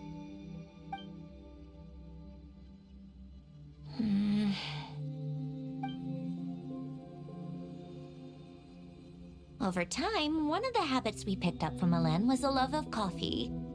We even took to hosting tea parties. A machine acting like a human. Kind of laughable, right? I suppose that's just what I'm used to. Yeah, that's just what we're used to. Hey, this place isn't half bad. Great spot for a party. More and more people seem to be showing up to my tea parties uninvited. Anyone care to explain? Can you blame me? I saw Columbina leading Capitano somewhere, and I had to see what that was about. I had simply asked Columbina where I might find Arlecchino. I have business to discuss with her, and Columbina suggested looking here. Tartaglia and I were unaware that this was a private gathering. Apologies for the intrusion. It won't be for long. Whatever. Just add it to the list of annoying things that have happened today. What's one more? Since you're here, you might as well stay for a cup of tea. See? Told you she wouldn't mind. Much obliged, Sandrone. Well, look who we have here. Good thing I brought extra desserts. This has turned into quite the occasion. Capitano, I was just about to go find you. Pardon the intrusion. Rest assured, I won't sully your gathering with talk of work. We can have our discussion later. Spoken like a true gentleman. A certain unmannered 11th seat could learn a thing or two. You know, you really should start being nicer to me, Rosaline. Or I might just snatch that 8th seat right out from under you. I'd like to see you try. If you're gonna fight, take it outside. The only mess I plan on cleaning up is tea-related. I still don't understand how our quiet afternoon turned into such a crowded gathering. One by one, people just kept barging in. And then, one by one, they left without a word. Yeah, pretty annoying, huh?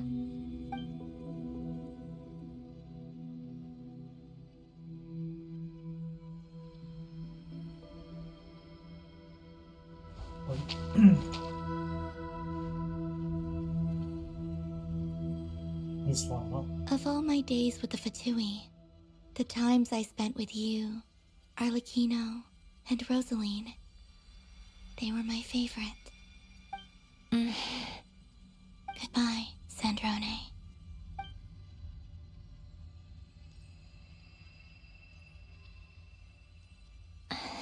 Don't go, Columbina. We should have just said that. Why didn't we?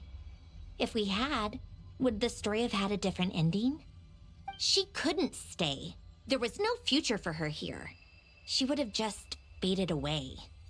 You're right. I suppose that's why you call me an anomaly. Every time you make a decision, there's a voice inside your heart. My voice, asking to contradict all logic and reason. Why didn't we make her stay? Is it worse to fight for something just to lose it?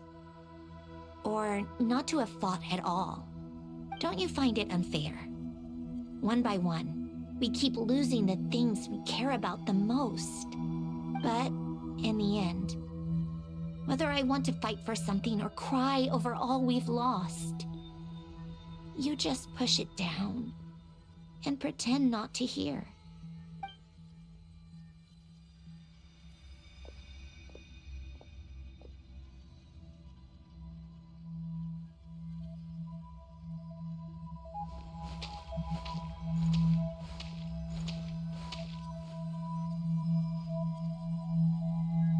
And now, even Polonia, the other half of Elend's legacy, the last remaining member of our family, even Polonia is no longer with us.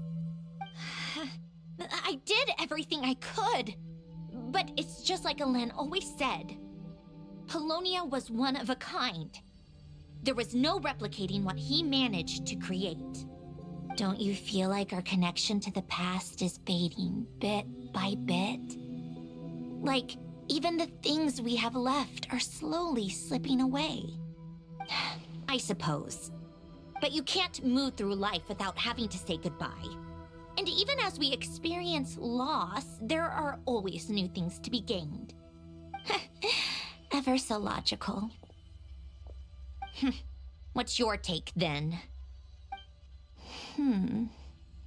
It feels like the more I care about something, the faster the world takes it away. It sounds so stupid, but I can't help it.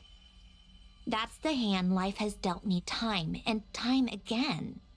Why even fight for something that's just going to be lost in the end? Better to never have had it at all. Better if it would all just disappear. Dark, I know. But the heart wants what it wants. Maybe the stellar linchpin appeared because of me. Because of what I wish for. I don't think so. Yeah, probably not. What an anomaly wants goes against all logic and reason after all. Well, go ahead and do what you came for. You're here to resolve the anomaly, aren't you?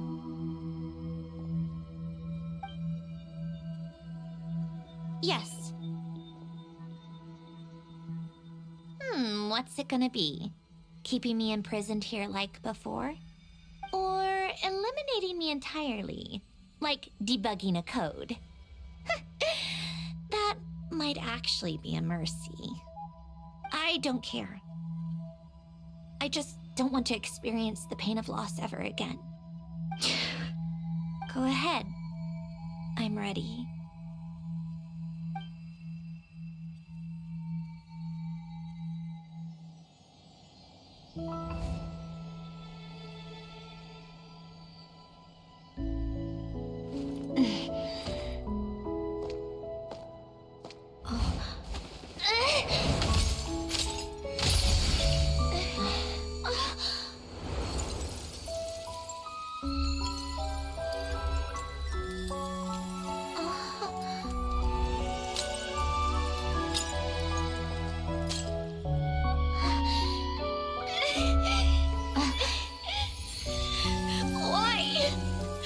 Why do we keep losing everything we care about? I know it hurts, but that's life. I wish... I know. I've always known. Because we've been one all along.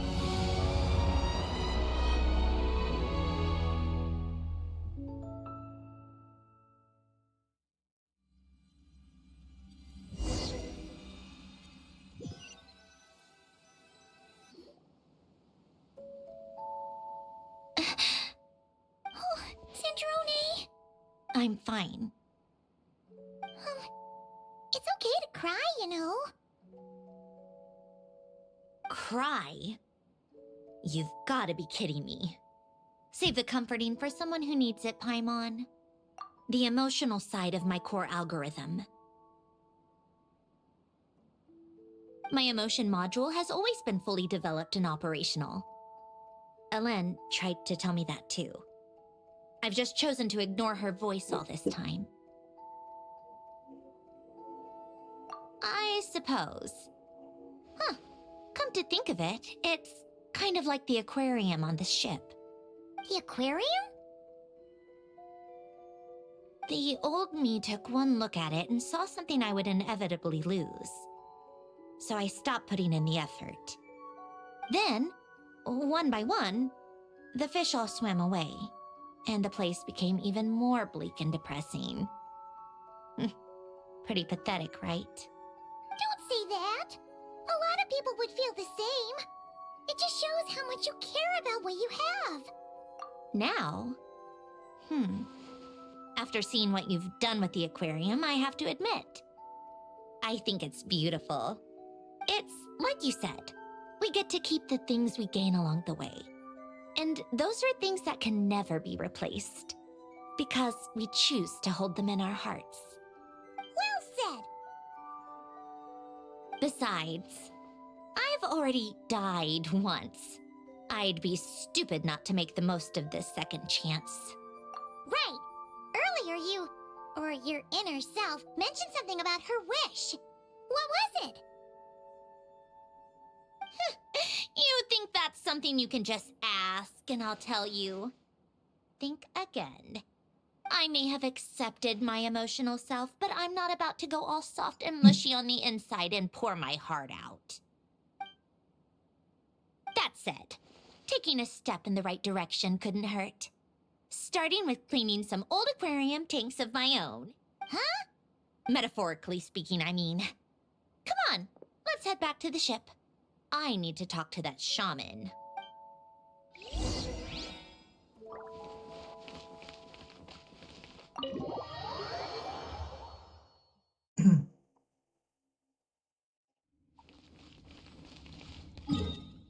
Oh, this one's a permanent place now, huh?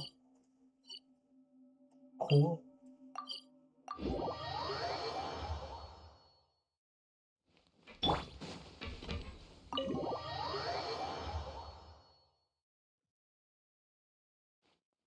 Huh? Resentful lost souls? You couldn't get comfortable sleeping near the Opera Epicles, right? Well, I bet that's why. The Fountain of Lucine is where all the water in Fontaine gathers. So that's where the emotions within the water converge as well. Hold on. If it's souls we're dealing with, feeling uncomfortable should have been just the beginning. I should have been able to hear their voices or something. And under normal circumstances, I'm sure someone of your talents would have. The problem is, these souls are no longer complete. Remind me how they ended up like that again? You mentioned something about them being split apart? Yes, it's called soul severing. Renee of the Nartsitzenkreuz Ordo came up with it. After learning of Fontaine's impending doom, Renee thought if he could find a means for the soul to live on in perpetuity, it might ensure the world's salvation. Soul severing was the first step of his research. Unfortunately, his theory of the four orthants was imperfect at the time, and a failure along the way caused his physical form to dissipate. Jakob, another member of the Nartsitzenkreuz Ordo, sought to carry on Renee's legacy and restore his physical form. He even used some of the people who stood in his way as test subjects for his research. By severing their souls? Yes. After Renee successfully awakened, the two continued their research, and all the severed souls ended up merging into Renee's consciousness. After you saved Fontaine by turning Fontainians into true humans, these souls returned to the ley lines. But the souls severed before Renee awakened had nowhere to go, doomed to forever wander the waters of Fontaine as listless spirits. Almost as if they exist outside the bounds of this world. Unrecognized by the ley lines or fate. No wonder I couldn't sense them. Not only that, but over time, they began to fuse with other entities. Their inner resentment lured in all sorts of evil beings, which corrupted and defiled them into nothing more than accumulations of filth. But the full transformation must have been recent. Otherwise, the Udex surely would have noticed. Wait, no, he must know already. That would explain the underwater Melazine patrols. No wonder I kept running into officers from the Mara Chaussee Phantom earlier. In that case, let's go find Nervalette and we can sort it out together. No, not just yet. Why not? For one, the diplomatic castle alone would be a nightmare. Even though I haven't reported back to Snezhnaya yet, I'm not planning to leave the Fatui anytime soon. Besides, with me here, success is a done deal. Involving other people would just complicate things. All I need is for Miss Lolly to help pinpoint the location of this monstrosity. Think you can do it? With my eyes closed. This is what I do. I'm a lot better at it than manning a desk, at least. But, how exactly do you plan on resolving this soul stuff? Even to me, there's no obvious answer. Seems pretty complicated. all things considered. Just trust me. I have the perfect solution. Oh, alright. If you're that confident, we'll follow your lead. Why the sudden interest in helping Fontaine with this, Androne? You never knew Renee and the others, right? No, I didn't. And you're right. This problem has nothing to do with me. I wouldn't get within 10 feet of the Nartsitzenkreuz Ordo or its members. But in his later years, Elen told me he regretted not helping his best friend when he needed it the most. He also felt sorry towards Marianne for being too lost in his mechanical research to look after her properly. If he were still with us, I think he'd do the same. He might have a few choice words to say about it, but even after everything, he wouldn't leave his friend's mess for someone else to clean up. Friends shouldn't hold grudges or leave behind regrets. Fixing what happened between him and Renee was one of his greatest wishes. All I'm doing is fulfilling it in his stead. You know, you really do seem a little different now. You mean everything that just happened wasn't for nothing? Why, thank you for pointing out the obvious, Paimon. Just washing off the grime of the past. Turns out, a lot can build up after being ignored for so long. What's this about aquarium tanks all of a sudden? They go off on some grand adventure and what? Now they have their own private code? Stupid. All right then, Lolly. Tracking this thing down is up to you. Huh? Oh, right. No problem. You got this, Granny Eatsley! You. Come with me to Hotel de Boer for a drink. Right now. Why? Because I said so, Miss Guillotin. I'll report back on the location tomorrow morning. Just need a drink or two first to bolster me up. Well, don't let me keep you. All right, you. Time to go. I've got scores that need settling. Huh?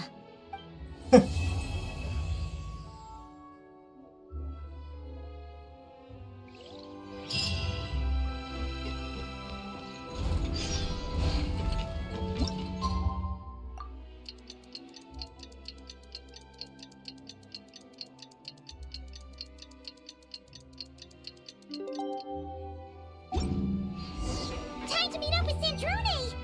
Wonder if St. Lolly was able to pinpoint the location.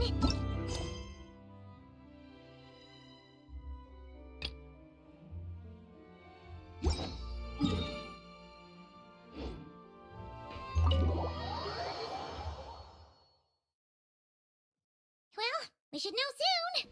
Let's just hope it all works out. St. Lolly sure drank a lot last night, huh? Wonder if she's even awake. Good morning. Ah! Columbina! Oh, you sure know how to make an entrance. What are you doing here? We just finished filming a last-minute scene, so I came up to get some fresh air. The others are still down below discussing what the final scene should be. You mean, how it should end? Yes, they're torn between whether the heroine should reunite with her old friend or not. Ah, because the whole point is that she came to her friend's homeland to search for her, right? Oh, Paimon almost forgot the plot! Yes. Director Farina and Miss Chiori think a tragic ending where the two never meet would be more poignant. But Director Xavier thinks having the two reunite would make for a more touching and heartwarming ending. Me? I'm not sure. On a personal level, of course I want to see her again. Of course I want to experience that moment where we reunite. Even if it's just for the cameras. But that means an actor would have to take her place. And that makes me feel... Oh. Huh? Yeah, no one's so worried. Making a film is supposed to be fun. But besides, it's all gonna work out. You can trust Paimon on that. Work out? How? Well, you know...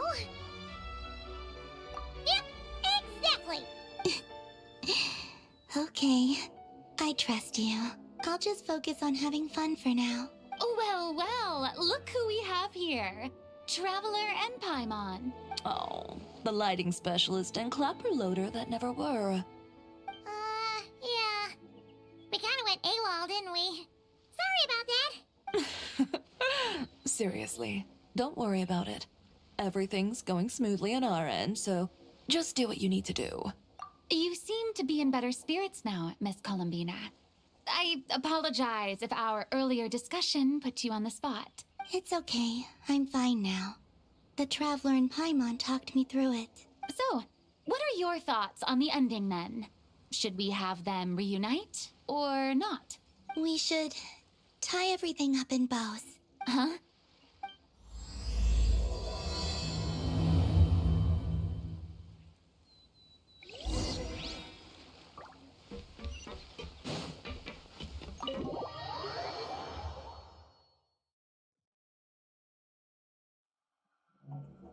Filoli! We're here!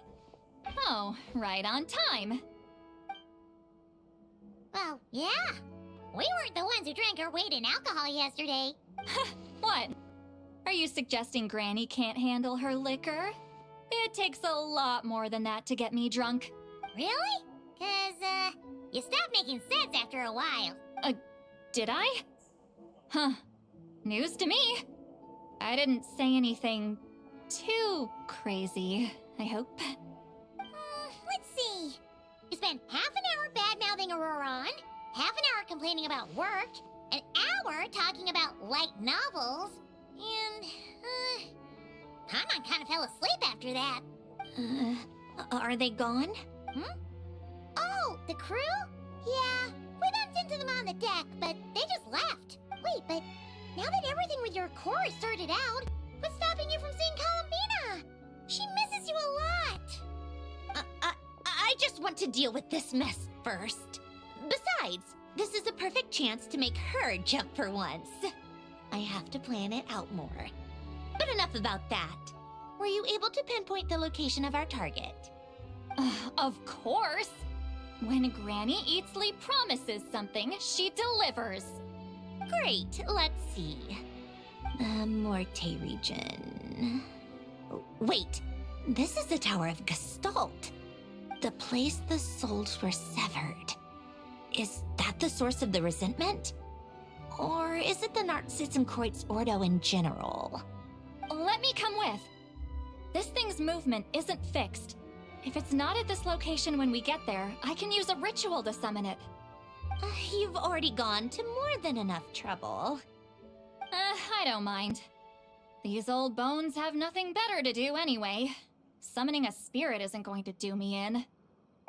Besides, if I don't go, they'll just have more inside jokes I can't join in on. All right then. I appreciate it. There's no time to lose. Let's head out!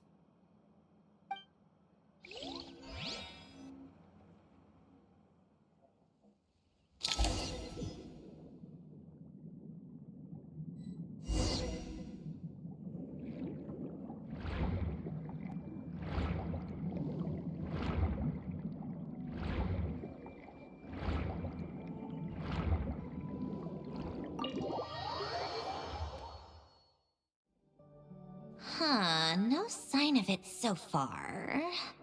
Should I start the summoning ritual? Let's drain the water from this floor of the tower first.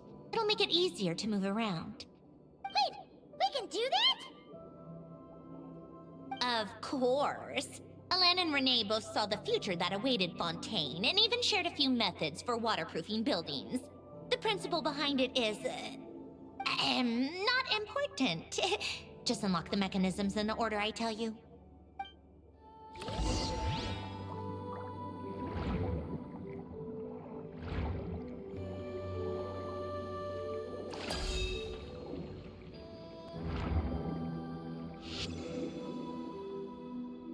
Oh, there it is.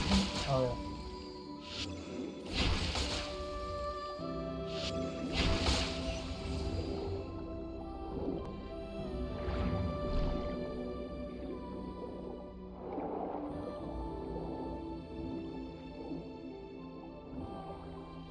was the bottom? Oh.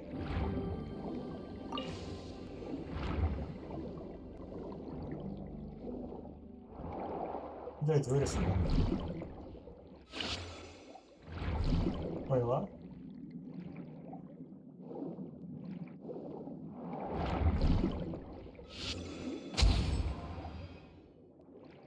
There we go.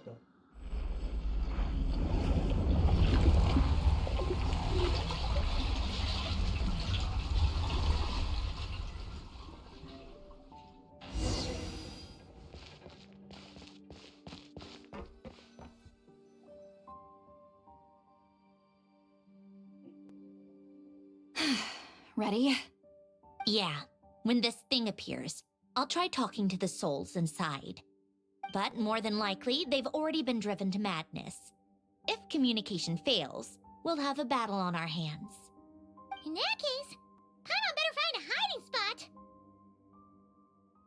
If a fight does break out, I should be the one to deliver the final blow. Trust me on that. Understood. All right, I need quiet. Wandering spirits drifting along the tides. Hear me now. Broken souls, silenced, torn apart, and forsaken. Follow the traces of the past and return to us. Let resentment recognize resentment. Let vile entities be drawn together. And in this place, take form once more.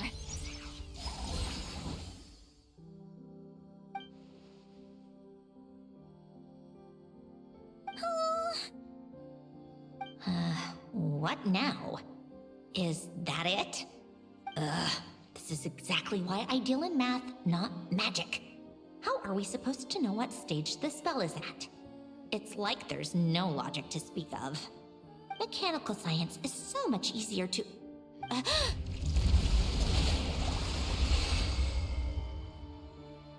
Watch out! Oh. Hey, you! Or whoever's inside of you. I need you to listen to me. I'm a descendant of Fontaine's Lord Artificer, Hélène Guillotin. I can make you whole again and return you to the ley lines. You just need to work with me here.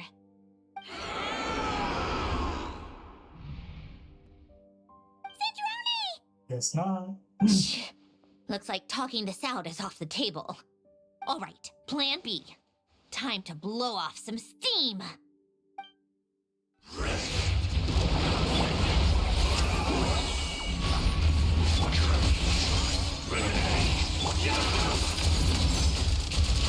cursing out the wrong person.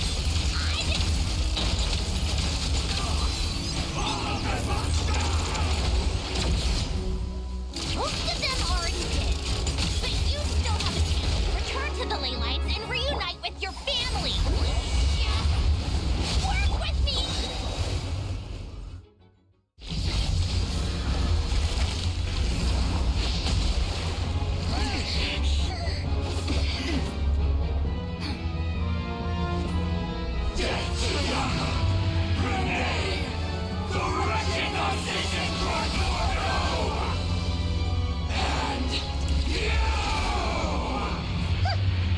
I told you I'm not like them.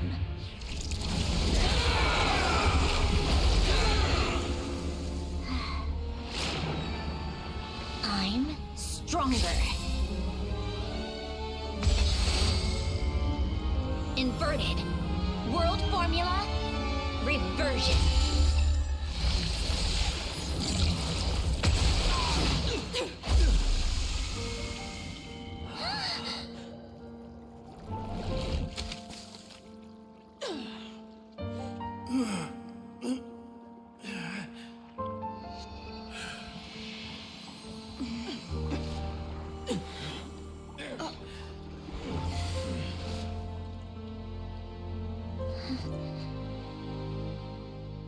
Be at peace among the tides.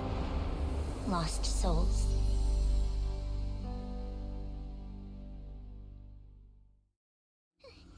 Is it over? Yep, told you it'd be a piece of cake. How did you do that back there?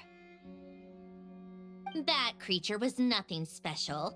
Add a bunch of souls with nowhere to go, a touch of malicious energy, a few impurities, and a whole lot of resentment, and that's what you get.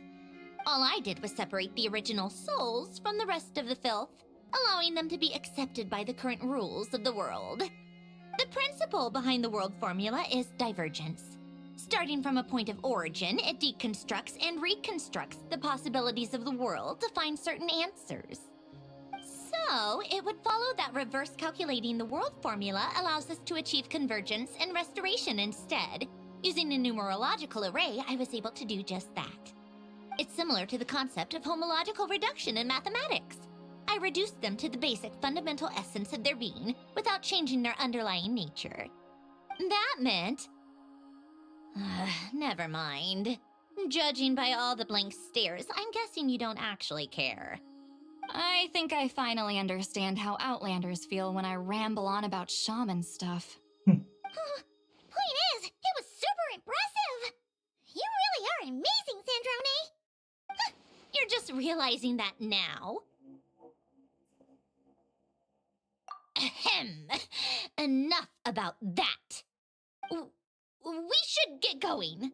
I'll go reset the mechanisms inside the tower. See you back on land.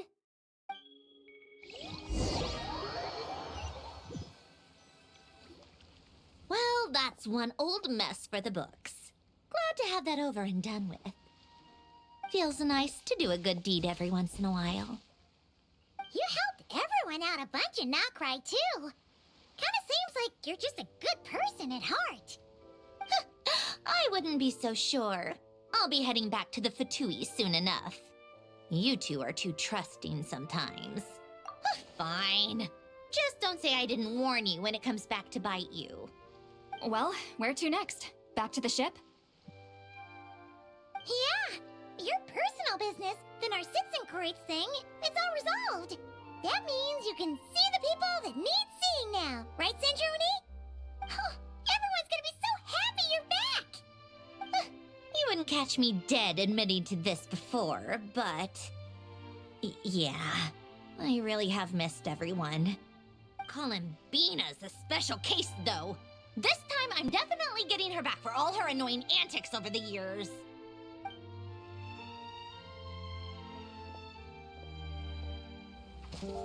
She'll sense me coming from a mile off.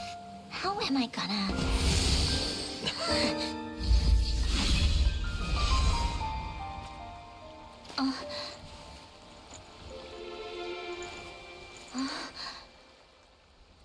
Sandrone?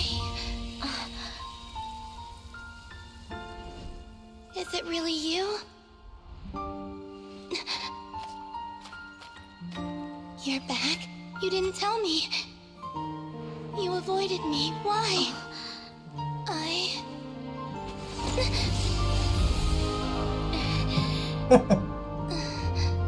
Sandrone.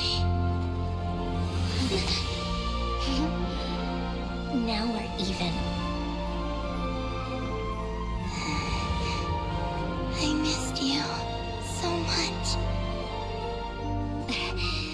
That makes one of us, idiot.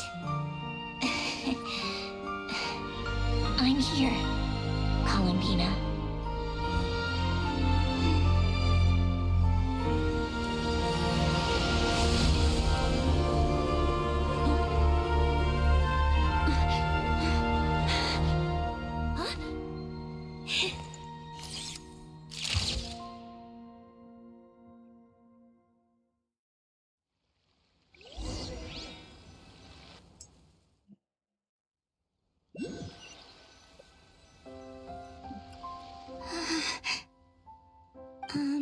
Sandrone. Don't ruin the moment. Or I'll start thinking about how you teleported me to a random location after I explicitly told you to stop doing that. And scene!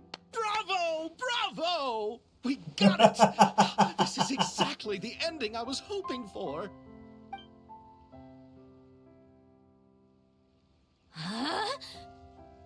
Where did you just go, Miss Columbina? You vanished, and then the next second you were back hugging this, new friend here. That was all on camera? Yeah. Well, the camera was already rolling and it happened so fast, so yeah. Hold on. This must be... Yep, my best friend. The one I was looking for. I never thought I'd actually get to see her again. I'm just so happy. Plus, the film got a happy ending too. It's all thanks to you, Sandrone. Sandrone? You couldn't stop being annoying for 1 second! Columbina!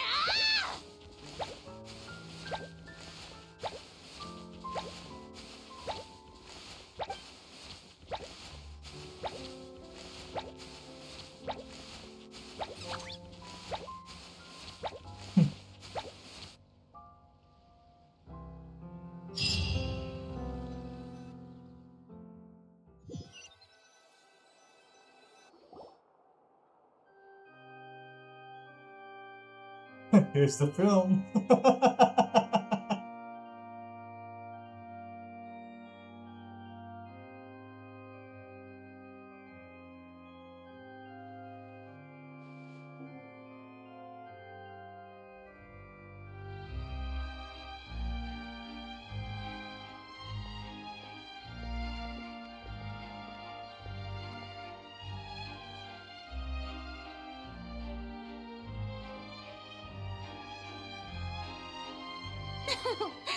As expected, going to the opera house is the true way to enjoy a film.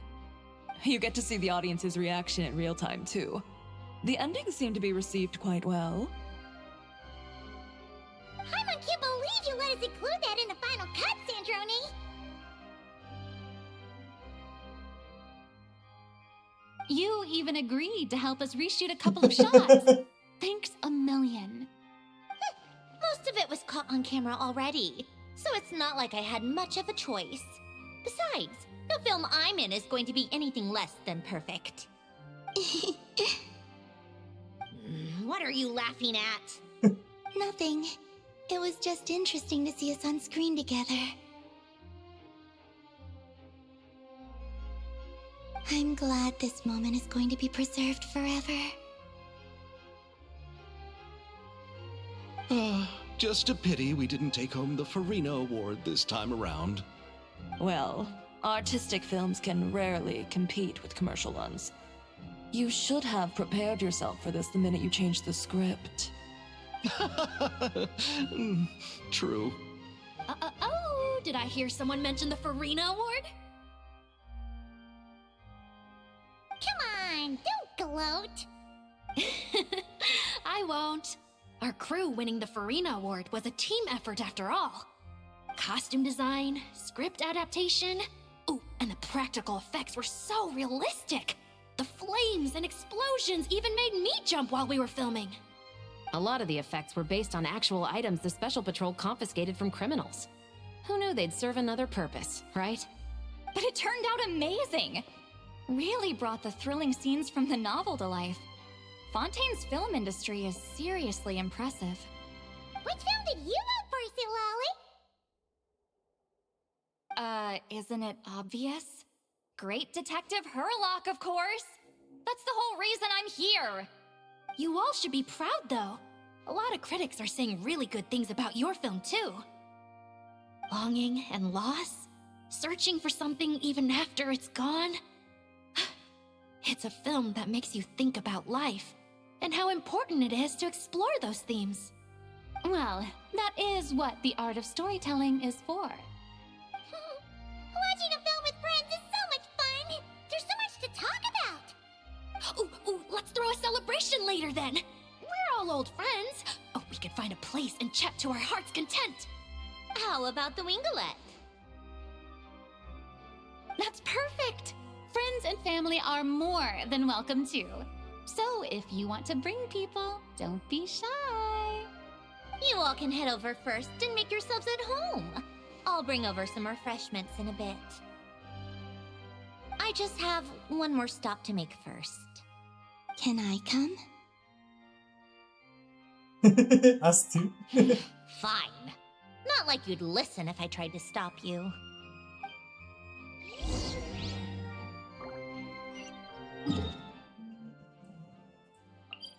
Oh, this place, huh?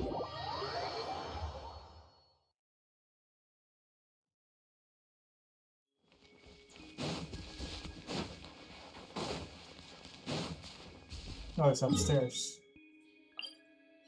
How do I get upstairs though?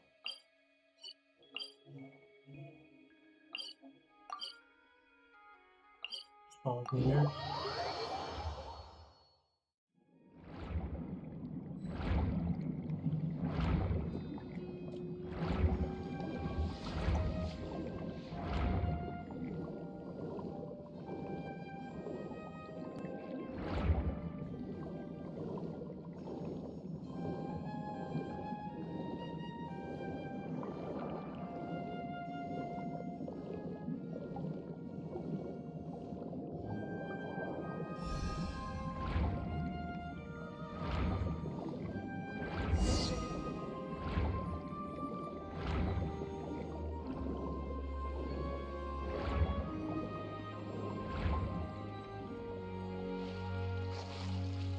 Oh, is this where Elaine was buried?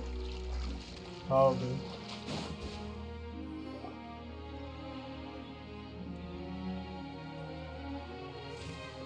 Wait, is this? Yes. Here lies Lord Artificer, Elaine Gaeltan. This is his grave. Oh. I'm sorry, Ellen. I'm sorry this is the first time I've been back since leaving Fontaine. I should have come to see you more often. I got your gift. I even cleaned up one of the Narpsitzenkreuz Ordo's messes along the way. Our home is just as quiet and warm as it always was. The flowers in the garden are still thriving. I'll make sure to tend to them more often from now on. Polonia received irreparable damage in battle. I should have taken better care of your invention. I'm sorry. Polonia was family to me. Just like you. You always said I was a fast learner. But I'm not so sure. It took me far too long to learn the things that truly matter. I never said this to you back then, but thank you for creating me. For giving me the chance to experience life. Being your family meant everything to me. Absolutely everything. Can I say a few words as well, Sandrone? Don't need my permission. Hello, Mr. Guillotin. I'm Sandrone's friend. You don't need to worry. Sandrone is doing great. Not only is she a brilliant scholar, she's made a whole bunch of friends, too. And she takes great care of them. As if... She'll never admit it, but she's always there when her friends need it the most. I wouldn't even be here without her. So, if she ever needs help, her friends will be there in a heartbeat, including me. That's what best friends are for. Columbina. What else? Oh, she likes drinking bitter coffee, listening to piano music when she can't sleep. Turns out she even likes giving hugs. No, wait! Don't tell him all that! Huh? I don't understand. I didn't think you'd want to hide things from him. Well, yeah, but there are still things I don't want to say. Okay. I'll come by myself and tell him for you then. That's not what I meant! All right. Enough with the speeches. If no one has anything else to add, let's just leave it there. Should we say a few words too? Kinda seems like Columbina said it all. Oh, great idea!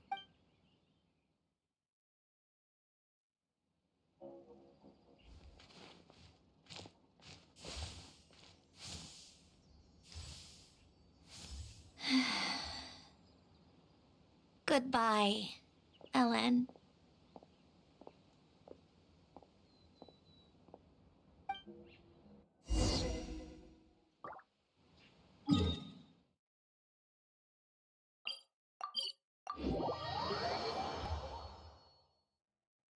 That was all the build-up, huh? Coming from Nordcloud. Yeah. All the build-up from Rome's story about Lane and his gang of friends. You made it! The party's already started. Oh, but, you didn't bring anyone else along? I thought you headed out to invite some friends. We did invite a friend, actually. She'll be here soon. She's even bringing some desserts to have over tea. You should join us later, Miss Farina. I do love a tea party. Then don't mind if I do. This seems like a fun occasion. Let's go talk with everyone. Good idea! We'll introduce you to all our old friends.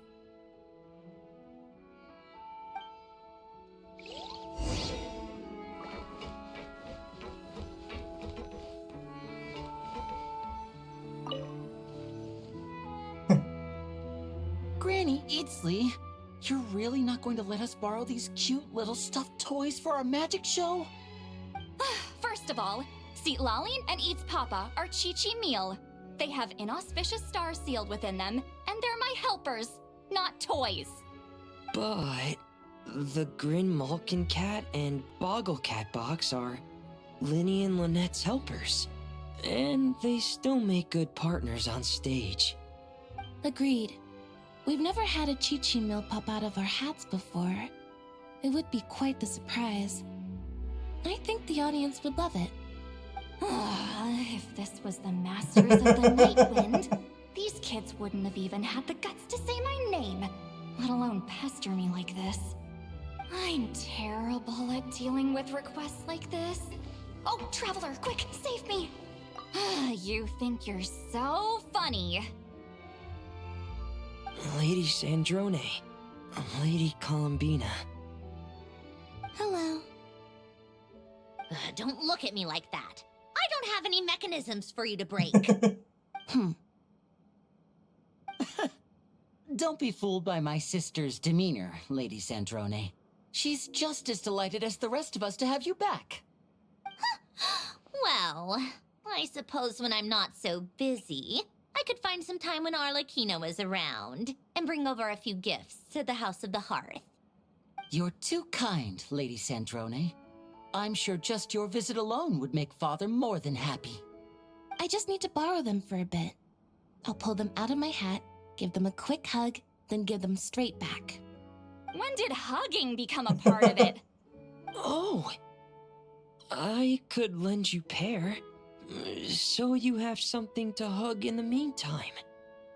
He gives really good hugs. I don't need something to hug in the meantime. The issue was never the hugs. How about this?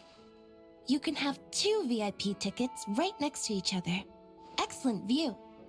Right next to each other? Huh? Yep, super quiet. No one will bother you. I'm sure you'll have a great time. Fine.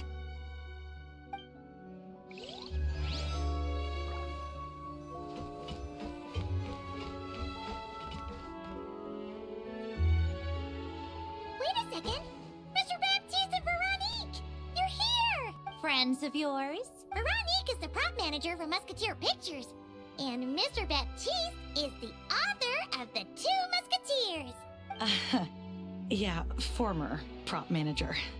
Now we're just 2 criminals serving our time. Thanks to Duke Risley and Nurse Sigewin looking out for us. Not too bad, actually.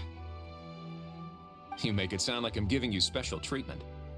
I just think the method of justice you chose to pursue is one people can respect. You are far too modest, Your Grace. The only reason we were even able to come to the surface for the festival is because you fought for it.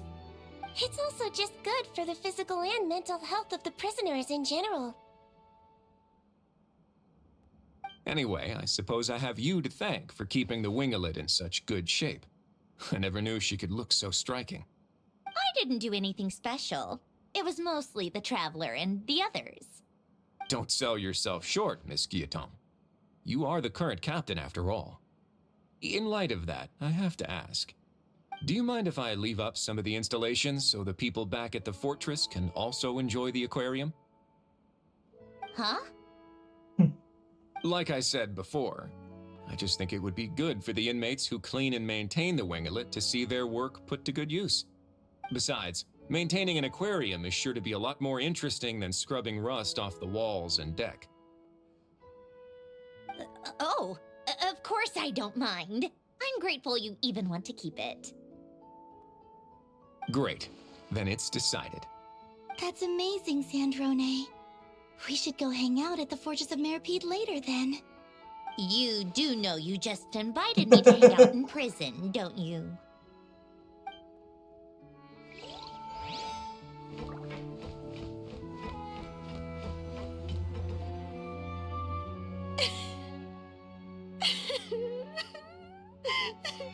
What a dream come true! For once, it all worked out! I can die without regrets! Let's not get too ahead of ourselves, Director Lapine Pauline. What was in that piece of cake you just handed her, Escoffier? Romaritime flowers, eggs, flour, same as all the other pieces. What, you think I tampered with it? Playing a detective in real life now too, are we? Oh, it's so delicious! I'm so happy! My life has peaked!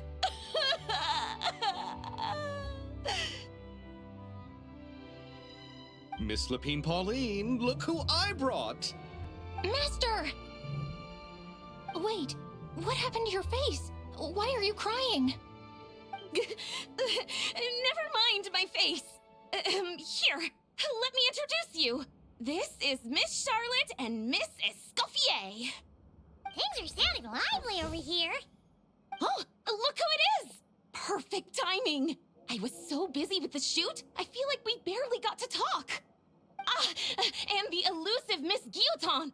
It's great to see you. Thank you so much for letting us use the boat free of charge. That was so generous of you. Oh, right. Introductions. This is Miss Charlotte and Miss Escoffier. That's kind of you. But I didn't really do anything. If you want to thank someone, it should be the Duke or the people who keep the boat in such good shape. Right. I'll head over in a bit and do just that. Miss Columbina? Yes? Could I interview you sometime? I'll treat you to some gâteau de bord for the trouble. There's only a limited amount available each day. Oh, but it's an absolute must-try when you're in Fontaine. Oh, sure. Bold of you to use my own cake as a bribe right in front of me. You know what? When else are we all going to be together like this? Come on, everyone! Grab your drinks! Nice drink. Are we going to toast? Yup! Come on! Sante!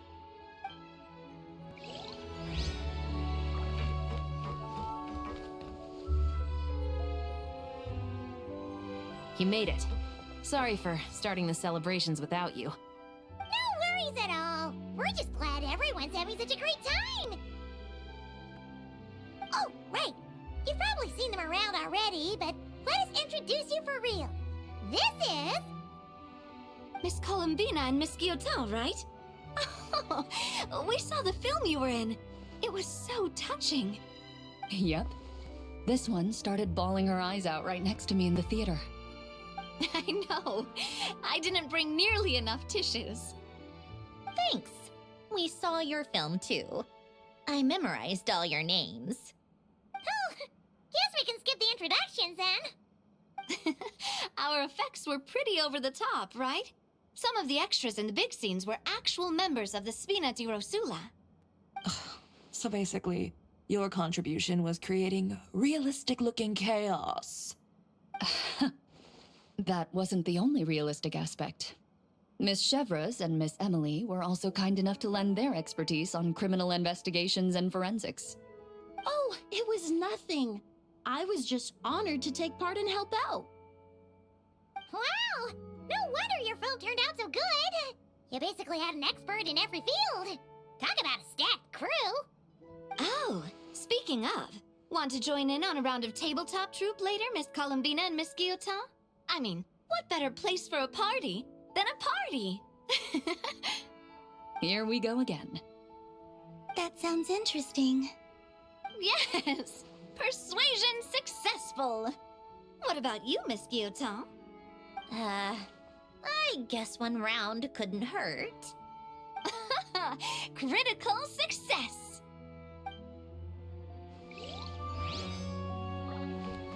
And our boy. So-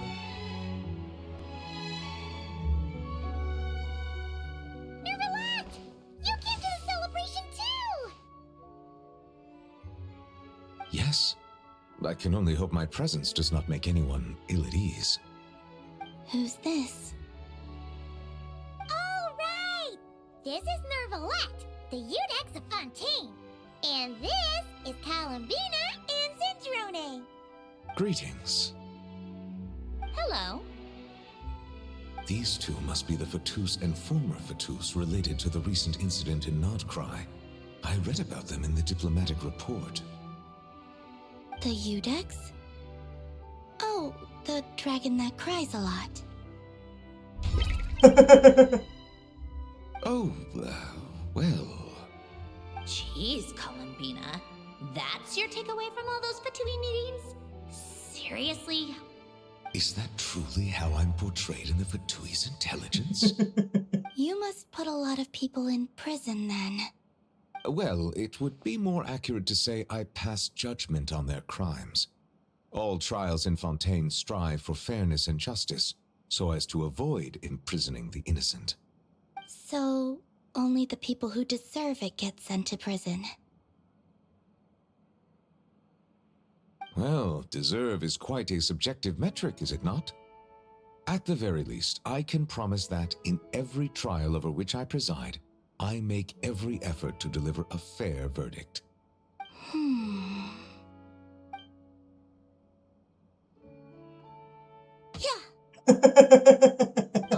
for the love of...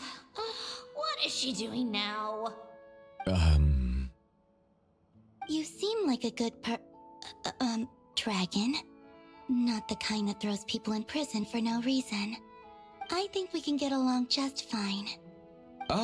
Well, thank Nibelung, you. huh? Nibelung. Then she punched me because... Oh, sorry, Nervalat. She thinks that's a sign of friendship. Where does she even pick up weird habits like that? Ah, I see. I believe I have observed people on the streets of Fontaine expressing affection in a similar manner. I suppose I now know what it feels like.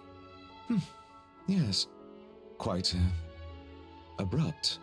You know, these two are surprisingly alike. Tea time.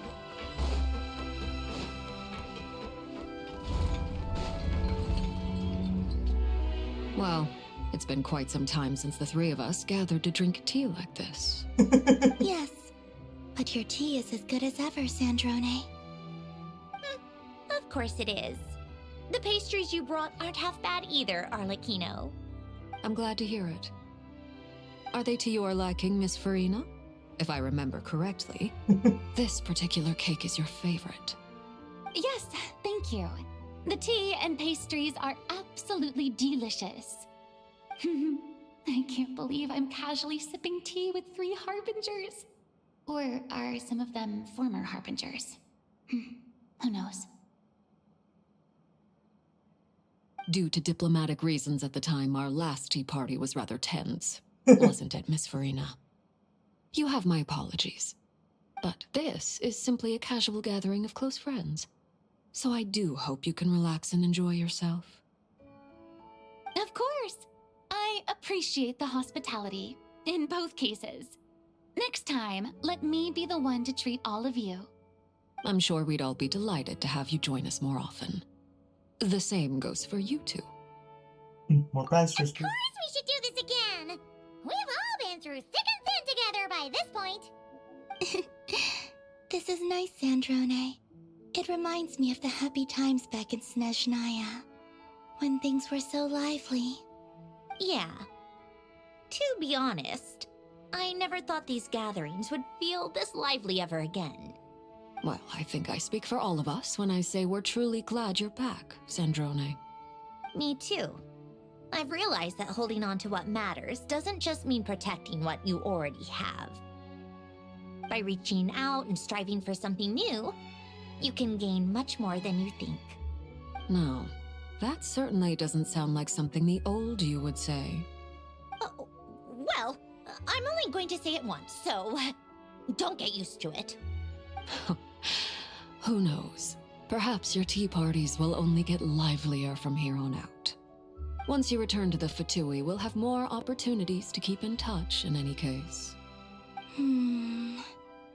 I want to spend more time together too, but I don't want to go back to the Fatui.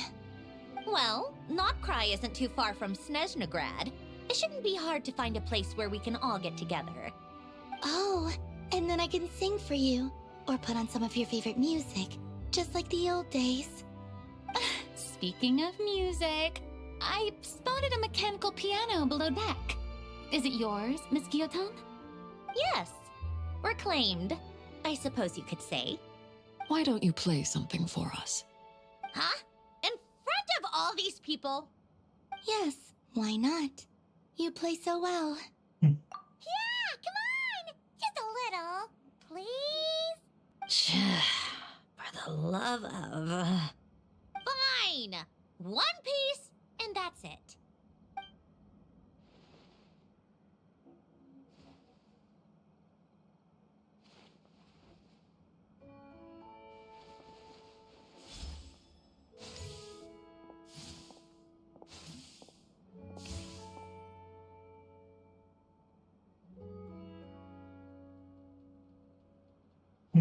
Oh, piano looks nice, huh?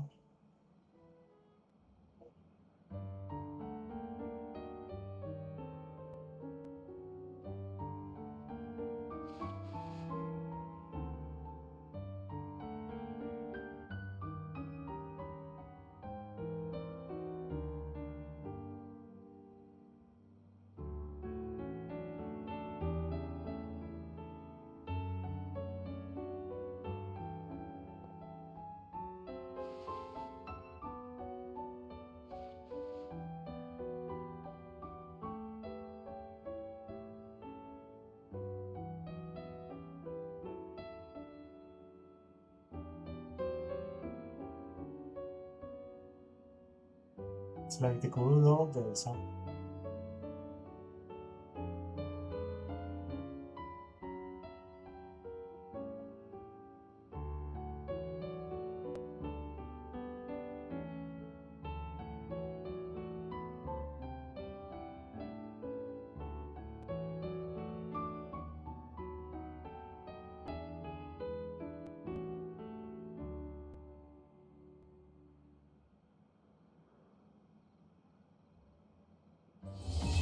And it's over. All right, Musketeer Pictures.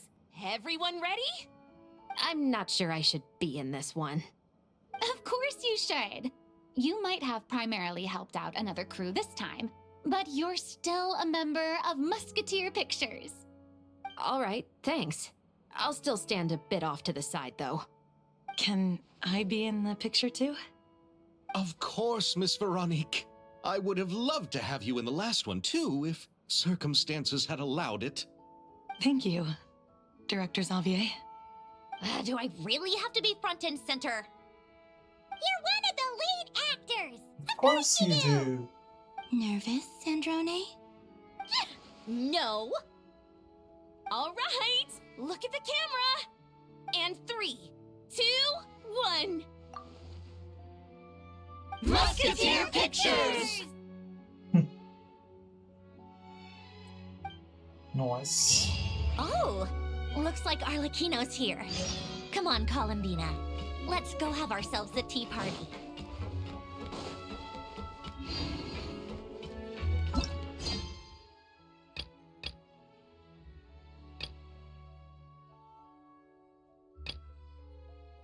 Yeah, I think it's over, right?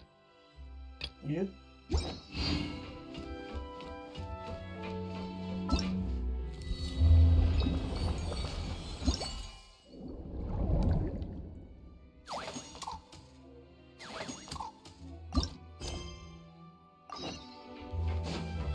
Is this voiced?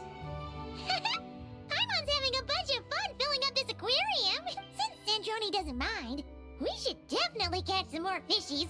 Hey, you two. Come over here. Huh? Is everything alright? Here.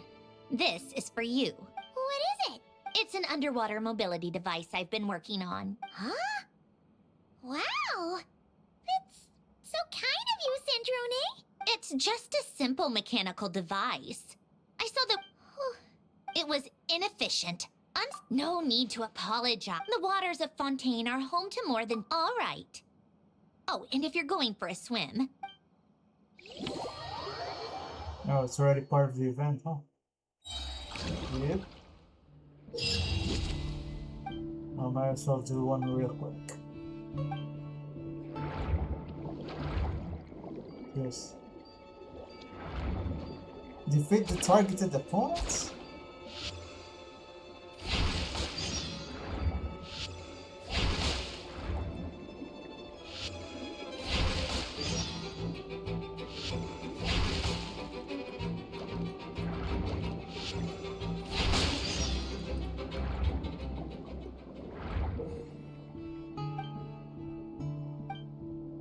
Oh, I have to pick up the corpses.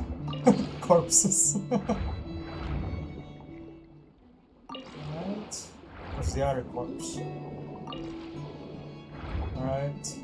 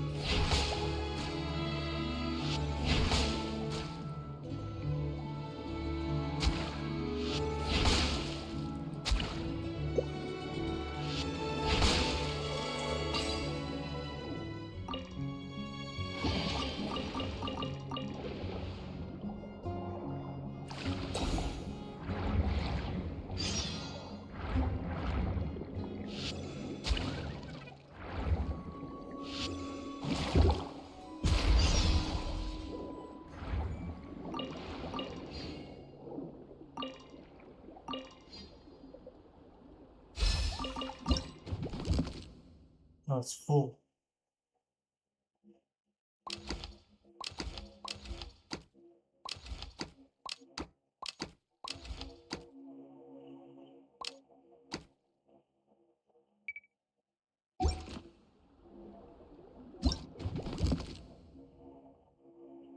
What do I do?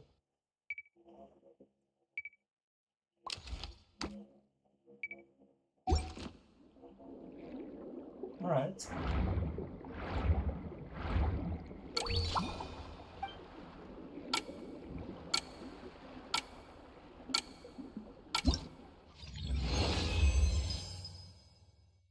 Okay.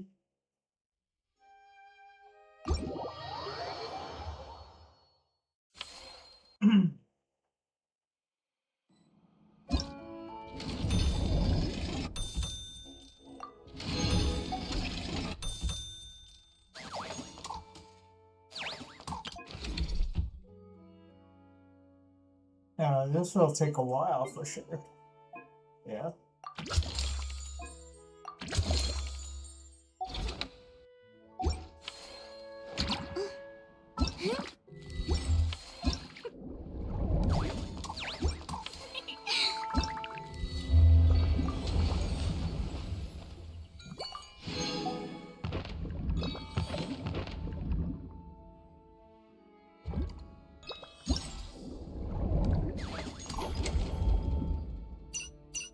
Baby. Look more. Okay.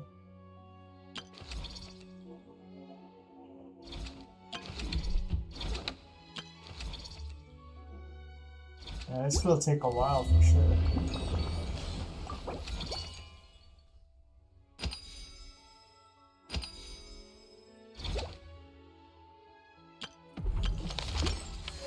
Alright. You can worry about that next time.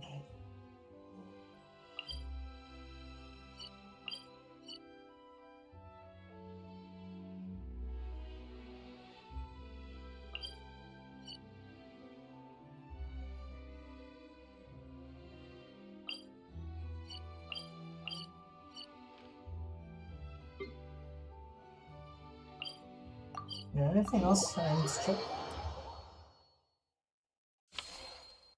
There was something else, right?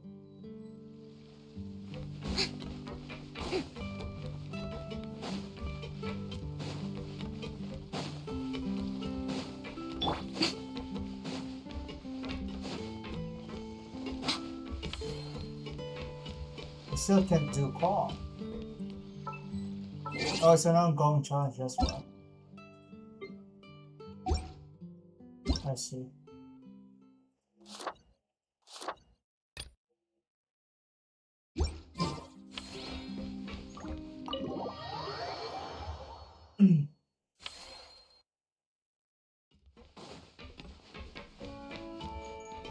Yeah, I think that's about it. Alright, we're done with the quest. Yeah, that was a good quest, alright. Alright, let's just do this on the side then.